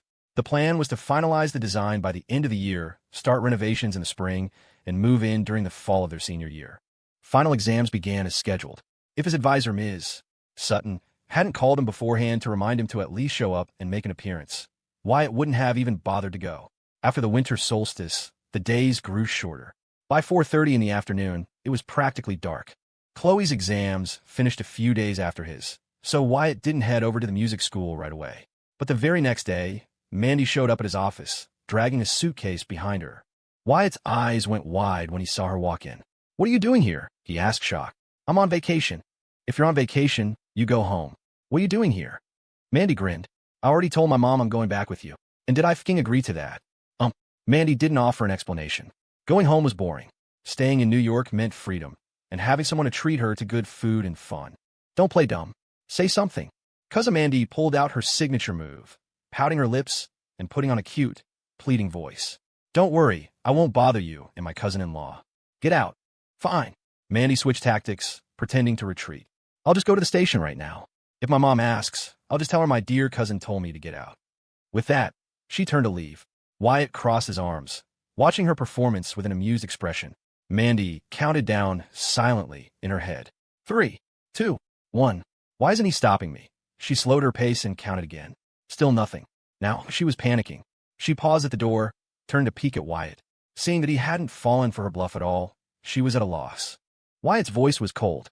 "Don't forget to close the door on your way out." Unwilling to give up, Mandy pulled out her phone and pretended to make a call. Wyatt just went back to his work, completely ignoring her. "You think you can fool me with that level of acting?" Mandy was stuck. She stood at the doorway for a long moment before finally, shamelessly, walking back in. She closed the door gently, tiptoed up behind Wyatt, and started massaging his shoulders with her small fists. "What happened?" "Not leaving." Wyatt asked. "Cousin, get off me. That doesn't work on me. It's almost New Year's. Just let me stay at your company for a few days. Go get Rachel for me." "Okay." Hearing an actual task, Mandy brightened and scurried off. Rachel Yuan soon appeared in the office. Wyatt pointed at Mandy and got straight to the point. Rachel, starting today, you're splitting your work with her. First, teach her how to use the printer. Okay, Mandy, I'll pay you $100 a day. But starting tomorrow, you clock in like everyone else. If you're late, it's a $50 deduction. What? What do you mean, what? Weren't you the one who wanted to work here? Mandy pouted. Fine. What are you still standing there for? Get to work. Wyatt then remembered something else. And from now on, at the office, you don't call me cousin. Call me Mr. Wyatt, just like everyone else. Okay, Mr. Wyatt. 2 days later, Wyatt went to the music school to pick up Khloe. He ran into Leo on his way out and asked if he wanted to come work at the company. Leo shook his head, saying he wanted to study a bit more and would think about it next summer. The winter break was too short, and he'd only get in the way. Wyatt nodded, not pressing the issue. Leo had matured a lot this past year. He was more thoughtful, more composed. Wyatt could see the weight he was carrying. Putting himself in Leo's shoes, if his best friend suddenly became a big-shot CEO while he was just an ordinary college student, he'd feel the pressure too. Besides, they were juniors now. Graduation was just around the corner, and it was time to start planning for the future. The burden on Leo's shoulders was heavier than Wyatt imagined. That little brat Mandy came looking for me right after her exams, Khloe said later. She even went behind my back and got my aunt's permission first. I put her to work at the company. Once we're done with everything here, we can take her with us to Philadelphia. It's been years since I've visited my aunt. Okay, I've already hired a designer for the house. They should have the first draft of the plans in a few days. You're in charge of that. Me? Yeah, you're the one who wants a pool and a giant bathtub. I've got a lot of work to deal with at the end of the year. You look at the plans and write down any changes you want. Khloe nodded seriously. All right, but you have to give me some ideas to work with. Deal. Victor and Vivien's engagement party was set for January 16th. The wedding was scheduled for February 9th, the 13th day of the Lunar New Year. While the engagement party wouldn't be a massive banquet, close friends and family still had to be invited. Though Wyatt was young, as the matchmaker who had introduced the two, his presence was essential. When they were discussing it, Judy suggested just calling Wyatt to give him the time and place. But Victor shook his head. That's not formal enough. Vivien chimed in. In my family, the matchmaker is a guest of honor. They sit at the main table for both the engagement and the wedding. Hearing this, Victor said, Judy, you should go to his office and invite him in person. Fine. Tasked with the mission, Judy drove to see investments the next day. Mandy recognized her instantly and hurried over, greeting her sweetly. Judy, is your cousin here? He's in his office. What are you doing here? Working. Your cousin made you work at his company? Mandy nodded pitifully. Judy laughed and strode into Wyatt's office. Judy, Wyatt said, surprised. What brings you here? My brother and sister-in-law's engagement party is on the 16th. Make sure you and Khloe get there early. You could have just told me over the phone. That's what I said. But my brother and Vivien both said it wasn't formal enough, so they sent me. How's that for showing you respect? Wyatt smiled, not sure how to respond. Judy continued. Also, there's something else I wanted to ask you. What is it? Did the Brandon incident a while back have anything to do with you? Wyatt paused for half a second before smiling. What do you think? Whether she'd noticed a crack in his facade or was just testing him, Judy replied directly, I owe you one. Wyatt still didn't say anything. Wyatt, I'm starting to think you're really something else, Judy said. First, you invest in me and become my partner. Now you've set up my brother and his fiancée, and you even managed to get a piece of land from my father. In the last month alone, my dad has mentioned your name at least 5 times. Wyatt shrugged with a smile. Your dad gives me too much credit. Don't give me that corporate talk. I'm leaving. I've got a million things to do at home. Take care, Judy. Ever since he'd gotten his marriage certificate back, Charles had been distracted and absent-minded at his bank job. Before, Mondays and Fridays had been exactly the same to him. But now he was like a student again. He hated Mondays, dreaded Tuesdays, detested Wednesdays, and loathed Thursdays. He wished every day was Friday, so he could drive straight to Philadelphia to see his wife after work. This week, however, Miranda had called him early to let him know she was coming back to Riverwood next week. Work was busy, so she told him not to make the trip this weekend. Charles was both a little disappointed and a little excited. Disappointed because he'd be spending the weekend alone. Excited because the new year was just around the corner and the whole family would finally be together to celebrate. That evening, after getting home from the bank, Charles video called Miranda, as usual. She was busy, but she still answered. Hey, honey. Busy. Miranda wasn't sure when it started, but Charles had begun calling her honey. He used to just use her name, but she had grown used to it. The name made her feel loved. Miranda and Khloe were similar in many ways. When they disliked someone, everything that person did was annoying. But when they like someone, they would try their best to tolerate anything. Yeah, working. I have to work late tonight. Make sure you eat dinner. Don't go hungry, Charles said, ever the caring husband. I'll have my assistant order something in a bit. It's getting cold. Let me order you some soup. It'll be good for your stomach. Okay, Miranda was focused on her work and didn't even look up at him, but Charles kept staring at her on the screen, a goofy, love-struck smile plastered on his face. When Miranda noticed, she said, "You should call Khloe and ask when she and Wyatt are coming home. I need my phone, so I'm hanging up now." "All right, I'll call her in a bit." After hanging up, Charles first ordered a loving, warm soup for Miranda in Philadelphia, then went to the kitchen and cooked himself a bowl of noodles. He even took a picture and sent it to her. Miranda was too busy to look at her phone, so Charles took the opportunity to video call Khloe. A light rain was falling in New York, and Khloe was already tucked in a bed. Seeing the call notification, she whispered urgently, "My dad's calling. Don't make a sound. Did you hear me?" "I heard you." Only then did Khloe answer the call. "Hey, Dad." "Khloe, why are you in bed so early?" "It's a little cold, and I don't have anything else to do. It's more comfortable in bed. Your mom wanted me to ask when you're coming home." "Probably in a few more days," Khloe replied sweetly. "We have to wait until Wyatt finishes up his work here." Charles nodded. "Okay, try to come back as soon as you can. Your mom is coming home next week, too." Khloe smiled. "Okay, I know. What about that kid?" Don't pretend. I know he's there." Khloe flipped the camera to show Wyatt, then explained, "He's still busy." Charles nodded, then said casually, as if it were an afterthought, "Tell him not to slouch." After another quick "get some sleep," he hurriedly hung up. Khloe was a little taken aback. "Dork. My dad was concerned about you." "About what?" "He told you not to slouch. He used to despise you so much." Wyatt turned around, grinning. "Your dad should be nicer to me. If it weren't for me, it would have taken him forever to get back together with your mom." TSK. Give someone an inch, and they'll take a mile. Wyatt got up, grabbed his tablet, and walked over to the bed. He slipped under the covers, leaned against the headboard, and handed the tablet to Khloe. "These are the renderings from the two design firms. See which one you like." Khloe took the tablet, naturally resting her head on Wyatt's shoulder. She carefully compared the two designs.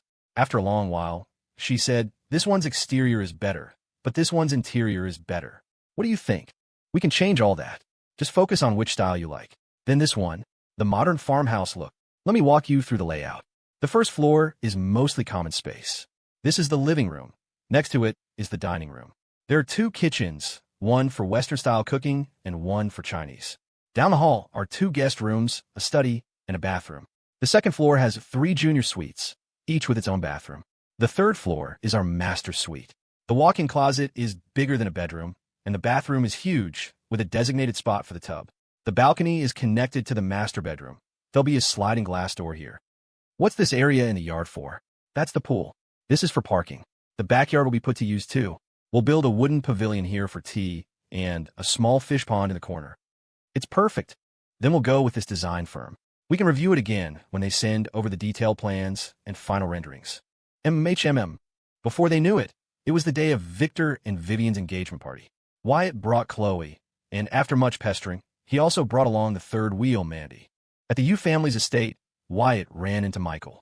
His whole family was there, and Isabel, as the Zhao family's future daughter-in-law, was naturally present as well. The Yu residence was bustling today.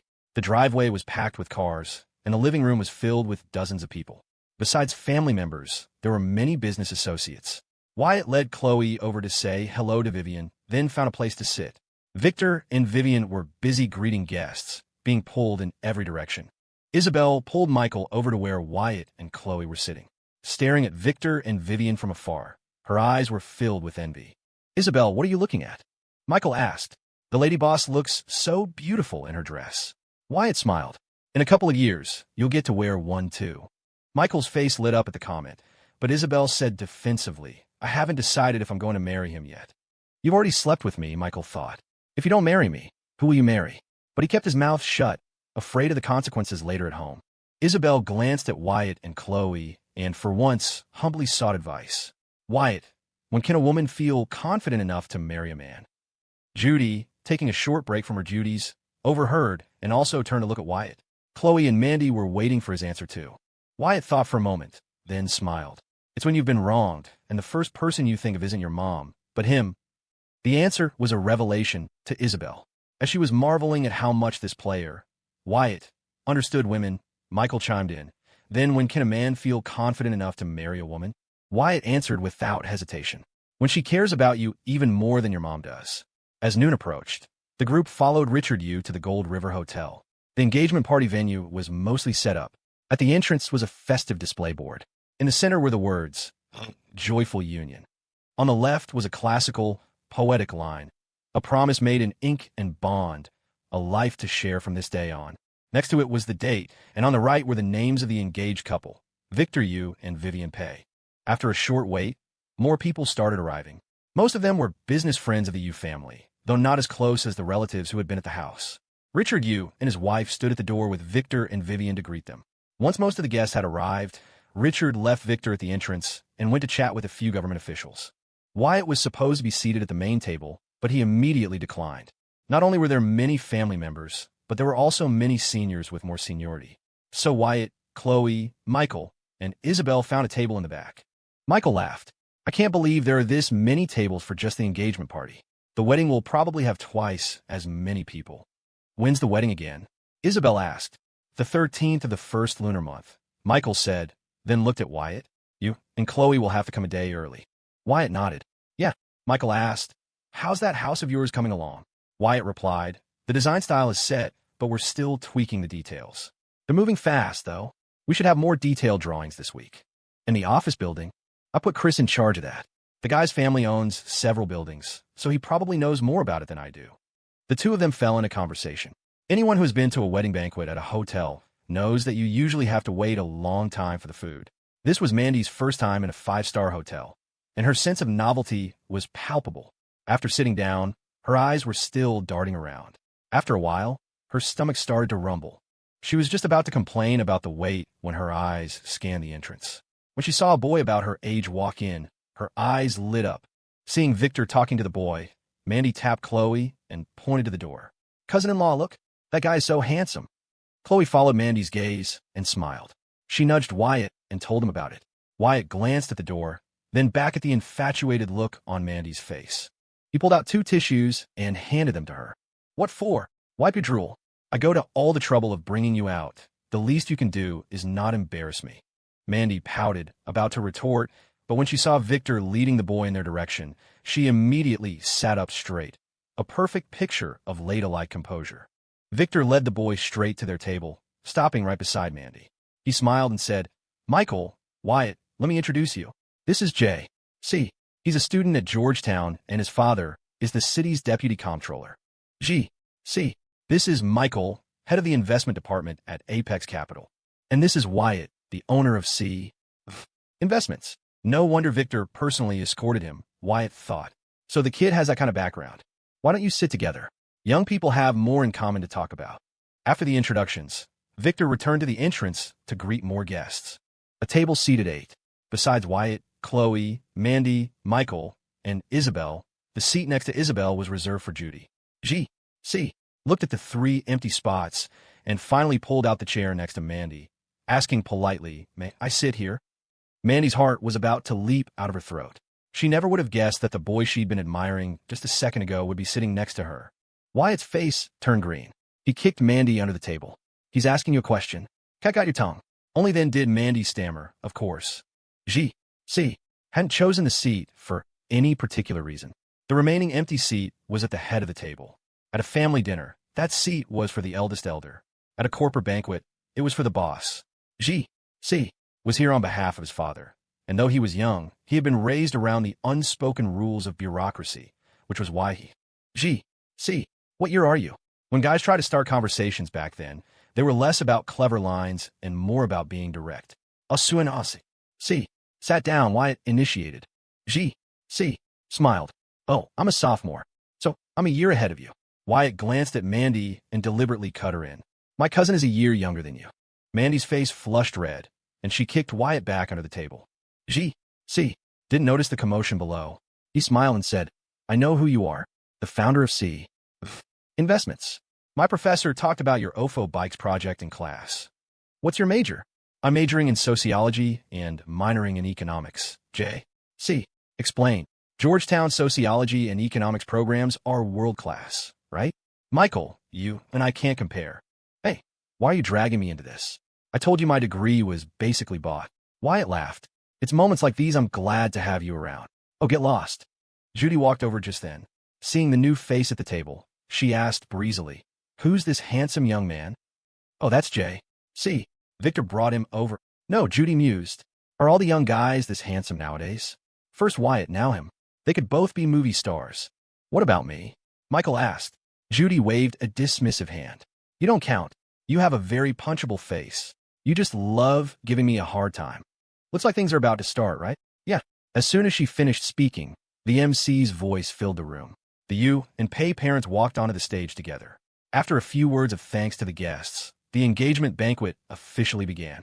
Wyatt's table was full of young people, and the conversation never stopped. The only one who barely said a word was Mandy, which was completely out of character for her. After a few rounds of drinks, J.C. proactively took out his phone. "Mr. Wyatt, can I add you on Messenger?" "Just call me Wyatt." Wyatt took out his phone and showed his QR code. G.C. scanned it and added him. After changing his contact name, Wyatt looked up at Mandy with a grin. "Mandy, don't you want to add him?" Swish, swish, swish. Everyone at the table turned to look at her. Mandy's eyes widened. She had never been so embarrassed in her life. But, blushing, she still held out her phone with its QR code to J.C. After J.C. added her, he excused himself and left the table. The moment he was gone, Mandy shot up, marched over to Wyatt, and unleashed a flurry of playful punches on his back. "Ha ha ha. All right, who are you pouting for? If it weren't for me, would you have gotten his number?" On the way back, Wyatt caught a glimpse of Mandy's sulking face in the rearview mirror and couldn't resist teasing her. Mandy shot back. "When did I ever say I wanted his number?" "Oh, cut the crap.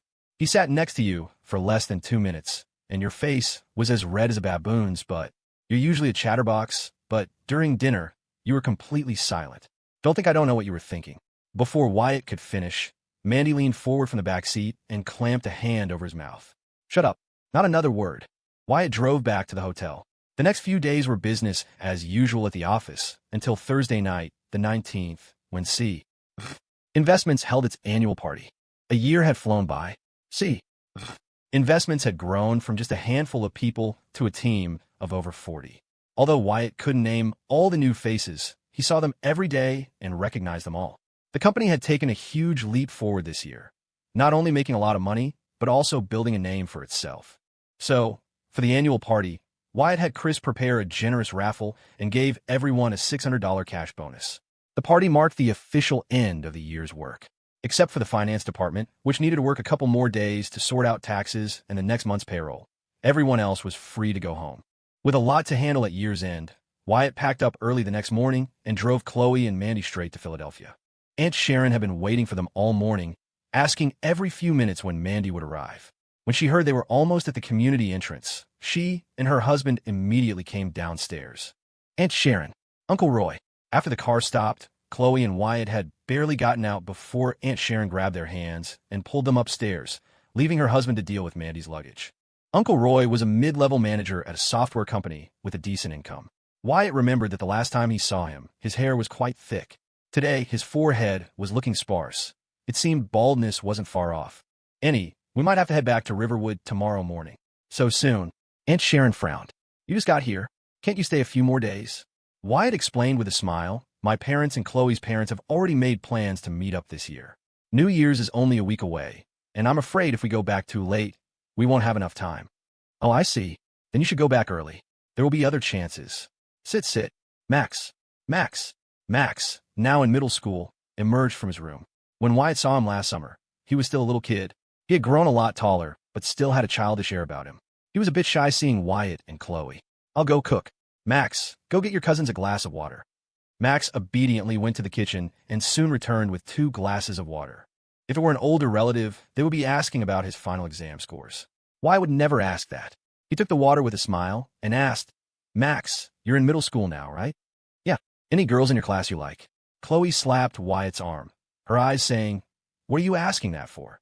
Max also found the question embarrassing and sat down with his head lowered, not answering. Lunch was a feast.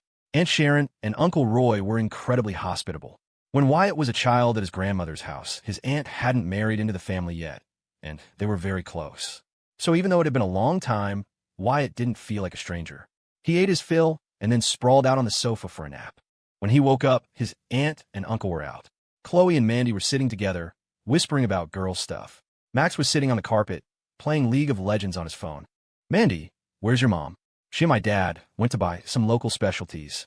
Said you should take them back for my other aunts." Wyatt yawned, checked the time, and watched Max play his game. Just as Max's team was pushing the enemy base, his phone buzzed with a string of messages. "Tina, you idiot! What's with all the messages?" Max muttered as he played. Controlling his champion, he managed to win the game. He immediately opened his messenger and tapped on Tina's recent messages. "Tina, Max, what are you doing?" "Tina, it's Wendy's birthday tomorrow. Should we go together?" "Tina, why aren't you replying?" "Max, are you crazy?" "Max, I don't have time for you."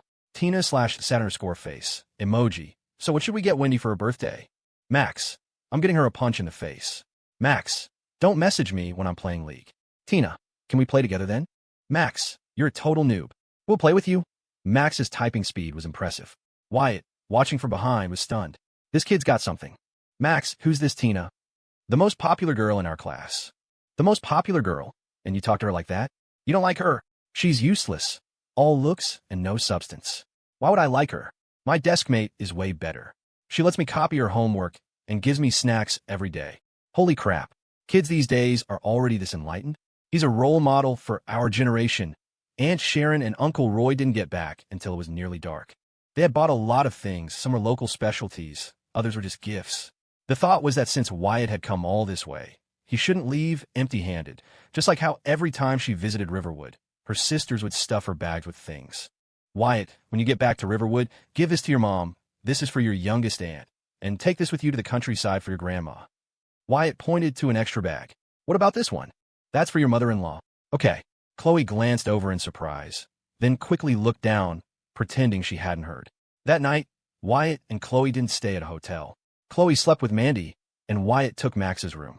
But having napped for 2 or 3 hours in the afternoon, Wyatt didn't sleep well. The next morning, after a hearty breakfast, he and Khloe set off on their journey home. "Khloe, how about our two families celebrate the new year together this year?" "You mean your parents, my parents, and us, all together?" "Yeah, okay, of course. That would be great. Then I'll bring it up when they meet. Your place is bigger, so we'll celebrate at your house this year." "What about next year?" "Next year, our house will be renovated, so we'll celebrate at our place." "Our home?" "Yeah, our home." The 21st was the day of the little new year in the South, a prelude to the main celebration. They had expected to arrive in Riverwood by 3 or 4 in the afternoon, but due to heavy traffic on the highway, they didn't enter the city limits until after 9 at night. Wyatt dropped Khloe off at Maple Creek Estates first. After a quick hello with his mother-in-law, he rushed home. He had messaged his mom, Sarah, that morning to let her know he was on his way. Though he hadn't received any messages himself, his mom had been texting Khloe since 4 or 5, asking when they would arrive. Wyatt knew his parents were probably still at home waiting for him, likely without having eaten dinner. He hurried back to his own neighborhood, ran upstairs, and opened the door. Sure enough, his parents were sitting primly on the sofa, phones in hand. Seeing Wyatt, Sarah let out a long sigh of relief. The old saying, "A mother worries when her child travels far," was made real in that moment. Wyatt smiled. "The traffic was awful. We should have been here this afternoon." "Mom, can you cook me something? I'm starving." "Did you get Khloe home okay?" "I dropped her off before coming here." As expected, his parents hadn't eaten. They were already in the kitchen heating up food as he spoke. Wyatt took his luggage to his room, sent a quick text to Khloe, then opened his company group chat and pinged everyone. "I'd all let me know when you get home." Leo had been back for a few days. When his father, Paul, saw him drive up in Wyatt's car, he asked for an explanation. Hearing that Wyatt had gotten a new car and given this one to Leo, Paul was quite surprised and told Wyatt's dad, David, the next day. While Sarah was busy in the kitchen, David snuck downstairs. He spotted the A8 parked next to his own car, and his eyes lit up. He hurried back home, a grin on his face. "Son, you got a new car too?" "Yeah." "How's it drive?" "It's all right." Seeing the fawning look on his dad's face, Wyatt said immediately, "Your A6 is still new. I bought this car to keep up appearances for business. It's registered under the company. Don't even think about trading with me." David immediately said, "I just want to see what the difference is. I'll let you take it for a spin tomorrow." "Deal." David nodded emphatically. "You know you've grown up when your parents start listening to you." Dinner's ready. The food had been cooked for hours, just waiting. With Sarah's call, the family of 3 gathered at the dining table. Wyatt had just shoveled down 2 mouthfuls of rice when he suddenly exclaimed, "Crap, His parents jumped, simultaneously stopping their chopsticks to look at him. Wyatt explained, I was in such a rush I forgot. My aunt gave me a bunch of stuff to bring back, and I forgot to give it to my mother-in-law. Sarah let out a breath. It's not like the sun won't rise tomorrow, she said, rolling her eyes. Right. Wyatt smiled sheepishly and went back to his food. Meanwhile, at Maple Creek Estates. Honey, let me get that. You go upstairs and get Khloe's room ready. Honey, we're almost out of soy sauce. We need to buy more tomorrow. Honey, sitting on the sofa, Khloe felt goosebumps erupt all over her skin. Wait, it's only been 2 months. When did he start calling her honey? He used to just say Miranda. Is this still my dad? Khloe sat there, stunned, for a long moment before pulling out her phone to text Wyatt. Khloe, you were right. Wyatt, right about what? Khloe, my parents' relationship is not normal. Wyatt, what do you mean not normal? Khloe, my dad keeps calling my mom honey. They're like, Wyatt, like what? Wyatt, like newlyweds. It's so sappy, I'm getting goosebumps. Wyatt, stay calm. Wyatt, it's perfectly normal. Khloe, I feel like a third wheel right now. Wyatt, what if your parents decide to have another kid? A little brother or sister for you? Khloe, don't say that. Wyatt, it's a real possibility.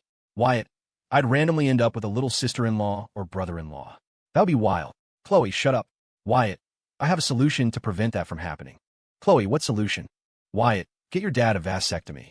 Khloe, I'll get you a vasectomy. Wyatt, such a vicious woman. Wyatt, we don't even have kids yet. Khloe, I'm not talking to you anymore. I'm going to eat. Wyatt, okay. The next morning, Wyatt drove out to the countryside to give his grandmother the gifts from his aunt. He also secretly stuffed a large red envelope of cash inside. After having lunch at his grandmother's, he returned to the city in the afternoon and went straight to his youngest aunt's house. He rang the doorbell, and a few seconds later, the door opened. His aunt was home from work today. Seeing Wyatt, she immediately pulled him into the living room. Why did you bring so many things? Oh, Wyatt explained, I stopped by my other aunt's place on the way back. She bought all this and asked me to bring it over. Riley must have heard his voice because she came rushing out of her room. Seeing Wyatt, she exclaimed happily, Wyatt, Annie, I have something to do, so I should get going. Okay. Seeing Riley looking at him with hopeful eyes, Wyatt's heart softened. I'm going to your cousin-in-law's house. I need to arrange for her parents to have lunch with your aunt and uncle tomorrow. I won't have time to take you out for the next couple of days, but how about the day after? You can come find me then. MMHMM. Riley nodded obediently. He arrived at Maple Creek Estates, the route now familiar. As he walked into the living room, he saw the family of 3 sitting on the sofa watching TV. Charles was in the middle, with Miranda and Khloe on either side. Seeing Wyatt, Miranda quickly lifted her head from Charles's shoulder. She pointed to the bag in Wyatt's hand. Wyatt, what's that? Oh, I visited my aunt on the way back. These are some local specialties she bought. Miranda was about to get up, but Khloe beat her to it. She took the bag from Wyatt, went to the kitchen, and put everything away in the fridge. If you and Uncle Charles are free tomorrow, I can arrange for us all to have lunch together. My parents are on vacation, too. That would be great, Miranda said. Wyatt sat down next to them. Miranda and Charles naturally started asking about his work, and Wyatt just replied that things are going well. After putting everything away, Khloe returned to the sofa. Remembering how sappy her parents had been, she deliberately mimicked her mother's earlier posture, leaning against Wyatt. She even took one of his hands and started playing with it, fiddling with his fingers. Miranda saw this and thought, my daughter is sending me a message. She got up, poured a glass of water, and sat down on a single armchair nearby. Khloe stole a glance at her mother, her eyes seeming to say, you have a husband, but I have one too. The meeting between the parents had been set up for a while. After Wyatt went home and told his parents, Sarah immediately went to her room and came back out wearing a new overcoat. She twirled in front of her husband and son. What do you think? Is this good for tomorrow? It looks great, David said, then lowered his voice. That coat cost over $200. Your mom hasn't even worn it for the holidays. Wyatt was speechless. You've got some nerve. Can't you treat your wife a little better? David's eyes widened. My debit card is with your mom. Where'd I get the money? Dad, that's not a fair thing to say. I've sent you money for Father's Day, Mother's Day, your birthday, Mom's birthday. Where did all that money go? I spent $500 on a ceramic coating for the car. David, are you even human? Mom won't wear a $200 coat, but you spend $500 on a car coating. Seeing Sarah come out of the room again, David quickly clapped a hand over Wyatt's mouth. He whispered, I told your mom the dealership gave it to me for free. Don't you dare blow my cover, or I'll be sleeping on the couch tonight. You damn well deserve it. What are you two doing? Nothing. Wyatt wiped his mouth then remembered his dad had just come from the bathroom. He asked with a serious expression, "Did you wash your hands?" "I did." "Liar." "Mom, Dad just told me he re-upped his tab at the massage parlor for another $200. Duh. Vid, your son is lying. Where would I get that kind of money? The lunch was set at a downtown restaurant called the Fortune Pavilion. Wyatt arrived early with his parents and settled them into the private room before waiting at the entrance for his in-laws to arrive. Around 11:50, Charles pulled up. Khloe got out of the car and hurried over to Wyatt. After Charles parked, Wyatt led them to the private room. The moment the door opened, Sarah and David stood up. Seeing Charles and Miranda, they greeted them with broad smiles, warmly calling them in-laws. The four of them stood there, exchanging pleasantries. During their last video call, Sarah and David had been more passive, but today was different. Wyatt knew, with certainty, that he was the source of their newfound confidence. "Mom, Miranda, let's sit down. No need to stand." "Okay." The two families sat down. Wyatt asked the server to bring out the food. While they waited, they fell back into the familiar ritual of praising each other's children. Miranda said Wyatt was smart. Sarah said Khloe was thoughtful. Even Charles, who had always been critical of Wyatt, offered a few rare compliments. Throughout the conversation, Khloe, sitting next to Wyatt, held his hand under the table. At first, her small hand was constantly wiping sweat on his clothes. But as the conversation opened up, she started tracing patterns on his palm. Wyatt, who hadn't said much, finally spoke after the dishes arrived.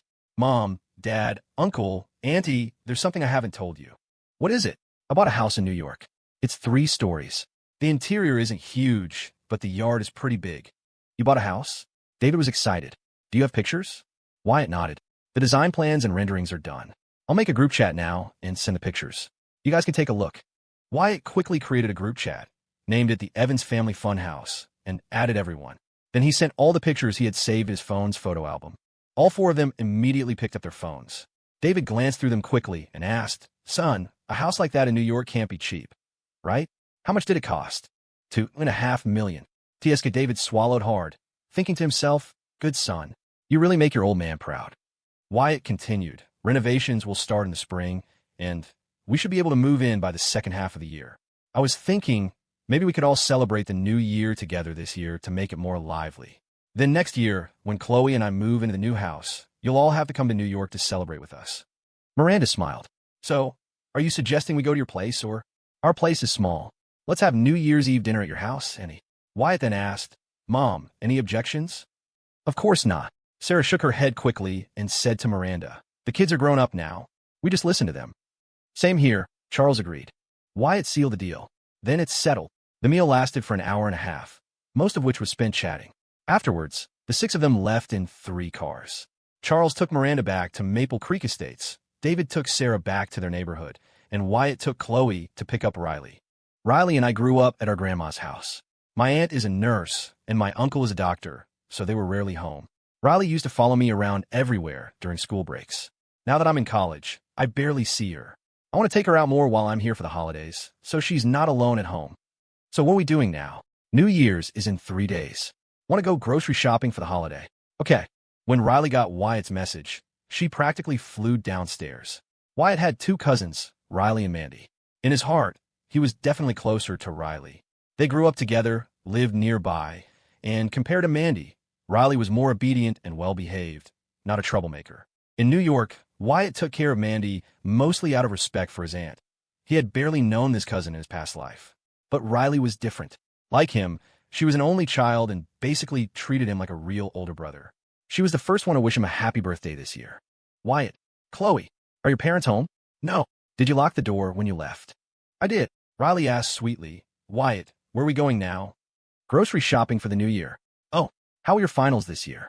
"I was second in the whole school." "Not bad, not bad. Just like me back in the day." Khloe scoffed. "You have no shame." "Riley, come here." Wyatt pulled the car over to the side of the road. When Riley leaned forward, Wyatt took off his jacket and draped it over her head. "Your cousin-in-law has been a little wild lately. I need to teach her a lesson.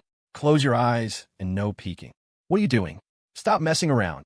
"MMPH. You jerk." "I'm gonna bite." Under the jacket, Riley's face turned bright red. I'm still a kid. Do you think this is appropriate?" The days at home passed quickly. In the blink of an eye, 3 days were gone. On the morning of Lunar New Year's Eve, Wyatt drove his parents over to Maple Creek Estates. While he already felt at home there, It was the first time for his parents, Sarah and David. They were a bit reserved at first, but after they started chatting, everyone joined in preparing for the big dinner that night. With nothing to do, Wyatt and Khloe sat on the sofa, each on their phones, chatting with roommates and colleagues. Isabel and Michael's parents had also met a couple of days prior. In the last 2 months of the year, their relationship had taken a huge leap. When they first started dating, Isabel had wanted to control the pace, to take things slow, but somewhere along the line, she had lost control of the brakes. What does it feel like to be in love? You think about him when you're eating, when you're in class, when you're listening to music, and even when you're sleeping.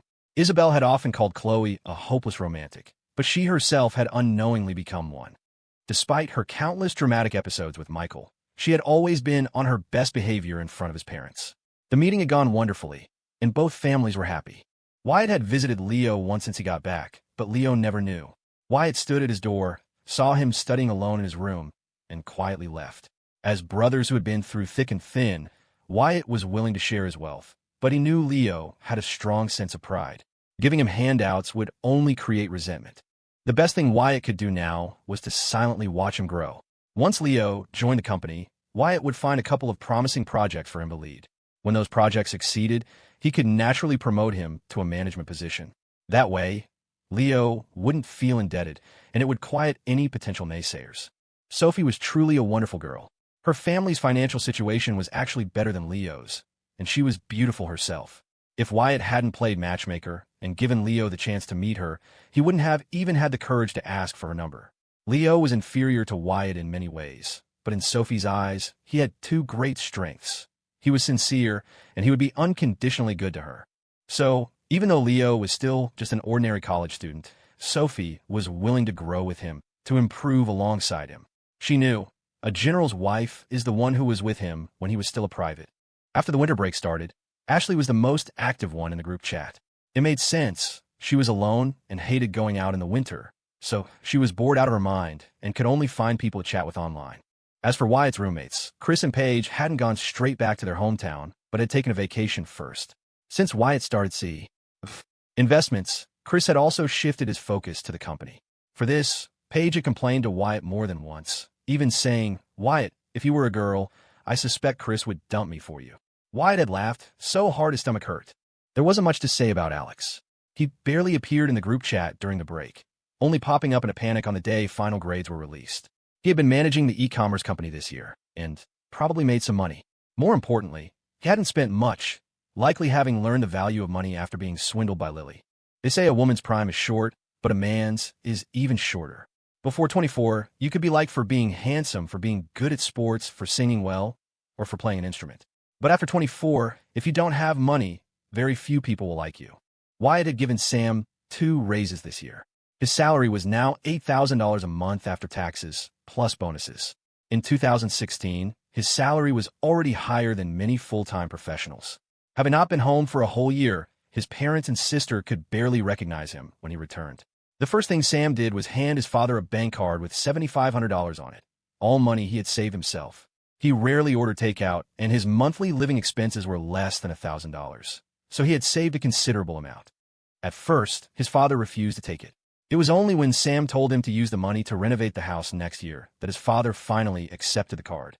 He thought to himself that his son was about to graduate from college and would be dating and getting married in a few years. It was indeed time to fix up the house so it wouldn't be an obstacle to finding a wife. After messaging a few people, Wyatt received a private message from Jessica Evans. "Jessica, how are we handling year-end bonuses?" "Wyatt, management gets 3 months base salary. Employees get 2. Also, prepare the welcome back bonuses for the new year." Jessica got it. After their brief chat, Wyatt saw his mom, Miranda, making dumplings. He put down his phone and called out, "Mom, Annie, Khloe, and I are going to put up the New Year's banner." Go on. Wyatt drove Khloe back to his family's neighborhood first. They spent half an hour putting up the banner and the fortune character on the door, then returned to Maple Creek Estates. They tore down last year's decorations and put up a new set. In the late afternoon, the sound of firecrackers began to fill the air. Just before dinner, Wyatt brought a small firework out to the yard, lit the fuse, and quickly ducked back inside. A moment later, a ball of fire shot into the sky and blossomed into a shower of sparks. "Wyatt, hurry up, it's time for dinner." Coming. "Wait, let me make a toast."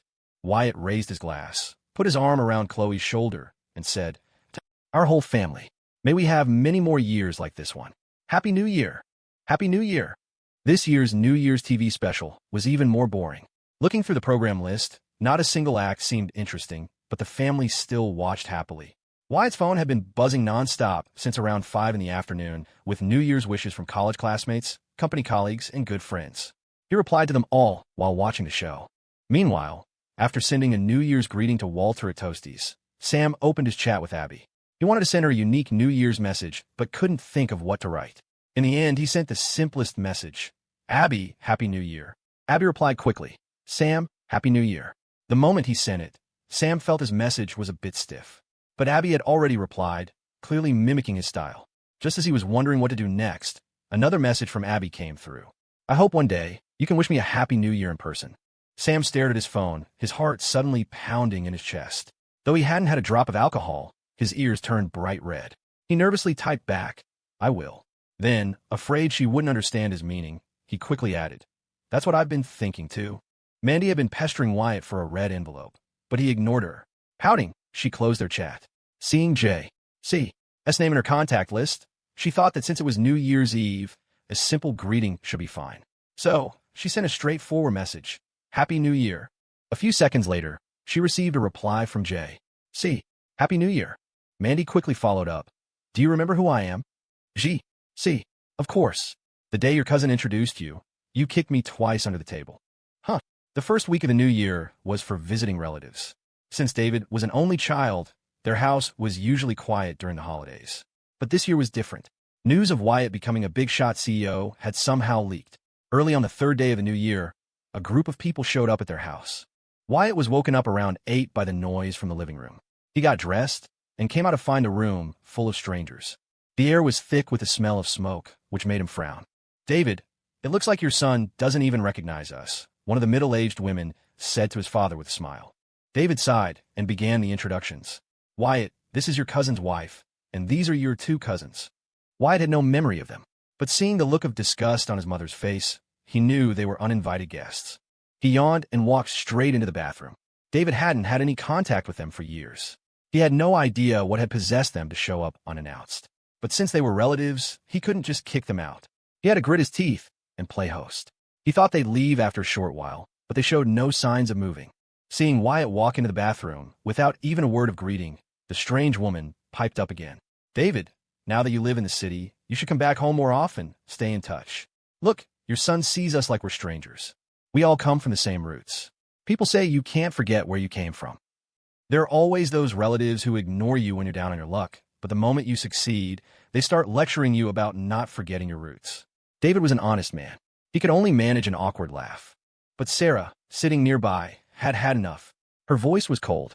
"That's not how it works. David was an only child in our family. When we had nothing, when we got married, we invited you. None of you showed up. We haven't heard from you in all these years. Now is not the time to talk about coming from the same roots." One of the male cousins tried to smooth things over. "It wasn't easy to get to the city back then. We couldn't find a ride. It's not that we didn't want to come." Sarah shot back loudly.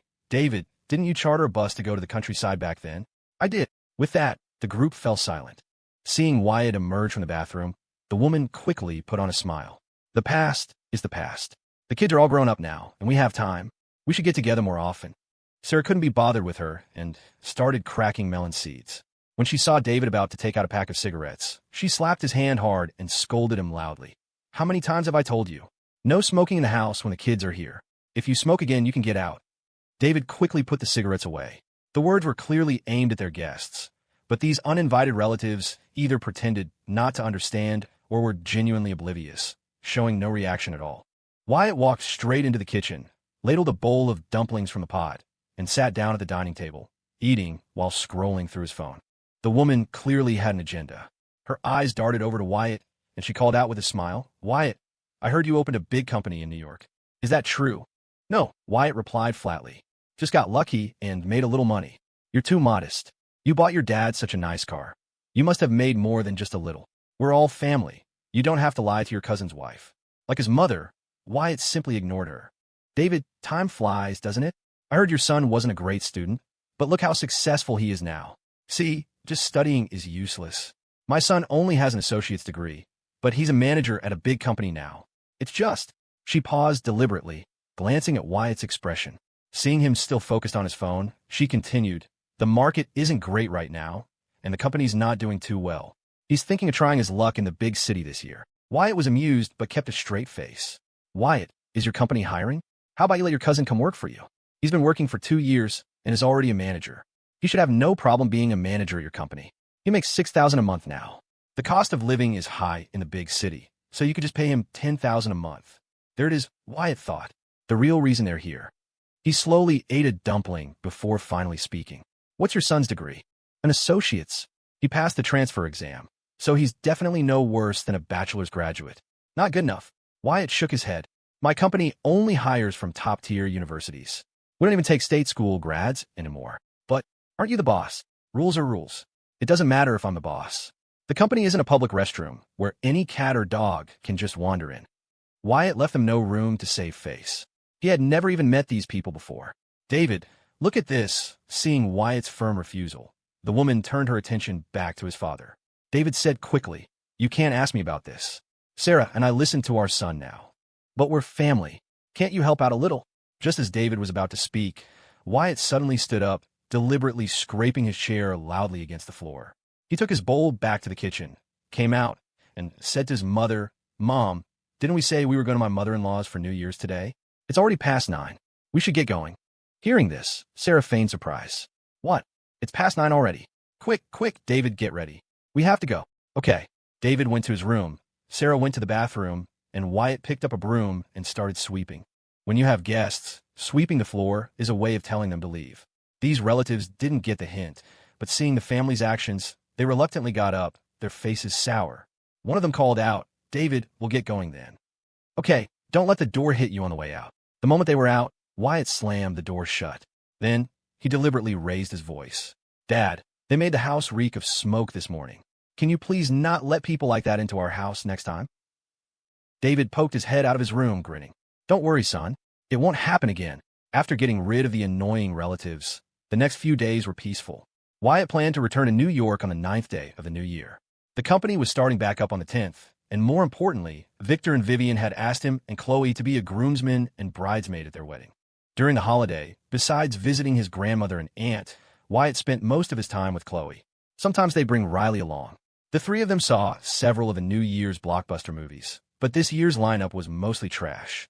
The most hyped was a fantasy epic, but others like a slapstick comedy and an action-adventure film were, in Wyatt's opinion, less entertaining than a single episode of Tom and Jerry. But if all went well, the indie action movie the company had invested in, Section 8, would be released this summer. Carter Lew had invested twice. First $15 million, and then when the crew ran out of money in October, another $25 million for a total of $40. It was almost unheard of for a company to invest so much in a first-time director, which was why the production team had come to them twice. Barring any unforeseen circumstances, the film was poised to bring in massive profits, potentially even surpassing The Last Ember. Wyatt planned to establish a dedicated film and media investment team after this movie, a subsidiary of the investment department focused solely on entertainment projects. Early on the morning of the 9th, Wyatt drove to Maple Creek Estates, picked up Khloe, and headed straight for New York. They left in the morning and didn't arrive until 8 at night. Fortunately, the traffic wasn't too bad, just a lot of cars on the highway, which slowed them down. Wyatt booked a hotel near the office, as usual. After unpacking and showering, it was already late by the time they went to bed. The next morning, Wyatt was woken up by his alarm. It was the first day back at work, and, as the boss, he had to be there early. He slipped out of bed as quietly as he could, but still woke Khloe. She sat up, rubbing her eyes sleepily. Why so early? Oh, Wyatt explained, it's the first day back. I have to go early to hand out the welcome back bonuses. You can sleep in. I'll come back to get you when I'm done. Remembering her mother's repeated advice over the holiday, Khloe shook her head and got out of bed. I'll go with you. Then we have to hurry. Get my clothes for me. Wyatt picked up the down jacket from the sofa. Seeing Khloe raise her arms, he helped her put it on like she was a little kid. They got ready in 15 minutes and rushed to the office. Luckily, it was still early. Only 2 people from the finance department were there, Jessica Evans and the accountant, Cheryl Chun. When Jessica saw Wyatt, she handed him a bag of red envelopes. There's $200 cash in each one. 50 total, so there should be some left over. Wyatt took the bag, pulled out 2 envelopes, and handed one to Jessica, and one to Cheryl. Thanks for your hard work. Happy New Year. Happy New Year. At 8:30, Rachel and Abby arrived together. As they got off the elevator, they saw Wyatt and Khloe at the entrance. They hurried over, chirping in unison, Happy New Year, boss and lady boss. Happy New Year. Wyatt and Khloe each handed them an envelope. The two girls took them happily and went inside, spontaneously started to tidy up the office. After that, people started trickling in. By 9 o'clock, almost everyone was there. Just as Wyatt was about to head inside, Chris and Paige came rushing in. Chris looked flustered. Almost late. Did I miss anything? Wyatt didn't bother to reply. He had planned to hand out the bonuses with Chris, since he was the company's vice president, but he turned out to be the last one to arrive. Wyatt pulled out an envelope and handed it to Paige. Happy New Year, Paige. I get one too? Paige was surprised. Wyatt smiled. Everyone who shows up gets one. Paige took the envelope and immediately held it up in front of Chris. Look, Wyatt gave me a New Year's bonus. Where's yours? Chris said quickly, Don't start. Paige pushed him aside and linked arms with Khloe as she walked into the office. Chris sighed. Seriously, she's always looking for trouble. Are all women this unreasonable? She doesn't want the bonus. She wants the thought that counts, Wyatt said, then walked into the office. He called out to Abby at the front desk. Abby, let everyone know. Meeting in the conference room at 9:30. You got it. A meeting on the first day back was mandatory. At 9:25, the conference room was packed. Wyatt left Khloe and Paige's office and walked in with 2 printed pages. First, let me wish everyone a Happy New Year again. Today's meeting is just to announce a few things, so please listen carefully. 2016 is over. In the past year, our company has achieved remarkable results. We've grown from just a few people to a team of over 40. As our performance continues to break records, the company's workload has also increased. This new year will definitely bring bigger challenges. To meet them, I'm making a few adjustments to the company's departments. First, in the investment department, we are adding a second division. Investment Division 1 will still be led by Carter Liu. The head of Division 2 will be Sam. Daniel and Greg Peters will be transferred to Division 2. Next, in the finance department, Jessica Evans is promoted to Chief Financial Officer, and Cheryl Chun is promoted to Finance Manager. There were no issues with finance last year, and I hope it stays that way. HR and administration will be merged into the administrative and personnel department. Marketing and operations will be merged into the digital marketing department. The legal department will remain unchanged for now. From now on, you can apply for a raise every 6 months. Once your department head approves, you can submit it to Chris. If he approves, it comes to me. Also, starting this year, year-end bonuses will be based on performance. Good performance gets more, bad performance gets nothing. In short, if you do well, the company will not treat you unfairly. If you don't, I'm sorry, but this company doesn't support slackers. Finally, our goal for 2017. I hope our business volume this year can double compared to last year, and our investment return for the year exceeds $75 million. That's all for today's meeting. You can all get back to work. Meeting adjourned. Wyatt didn't give anyone a chance to speak. As the boss, his job was to set the company's direction. Micromanaging every detail could have the opposite effect. Chris, I have another task for you. What is it? Find a software company to develop a custom project management system for us to streamline our workflow. Also, keep a close eye on the new office building this year. All right, I just have one question for you. What? When you said we're going to make $75 million this year, were you just bluffing, or do you really think we could do it? Wyatt shrugged. I was going to say $150 million.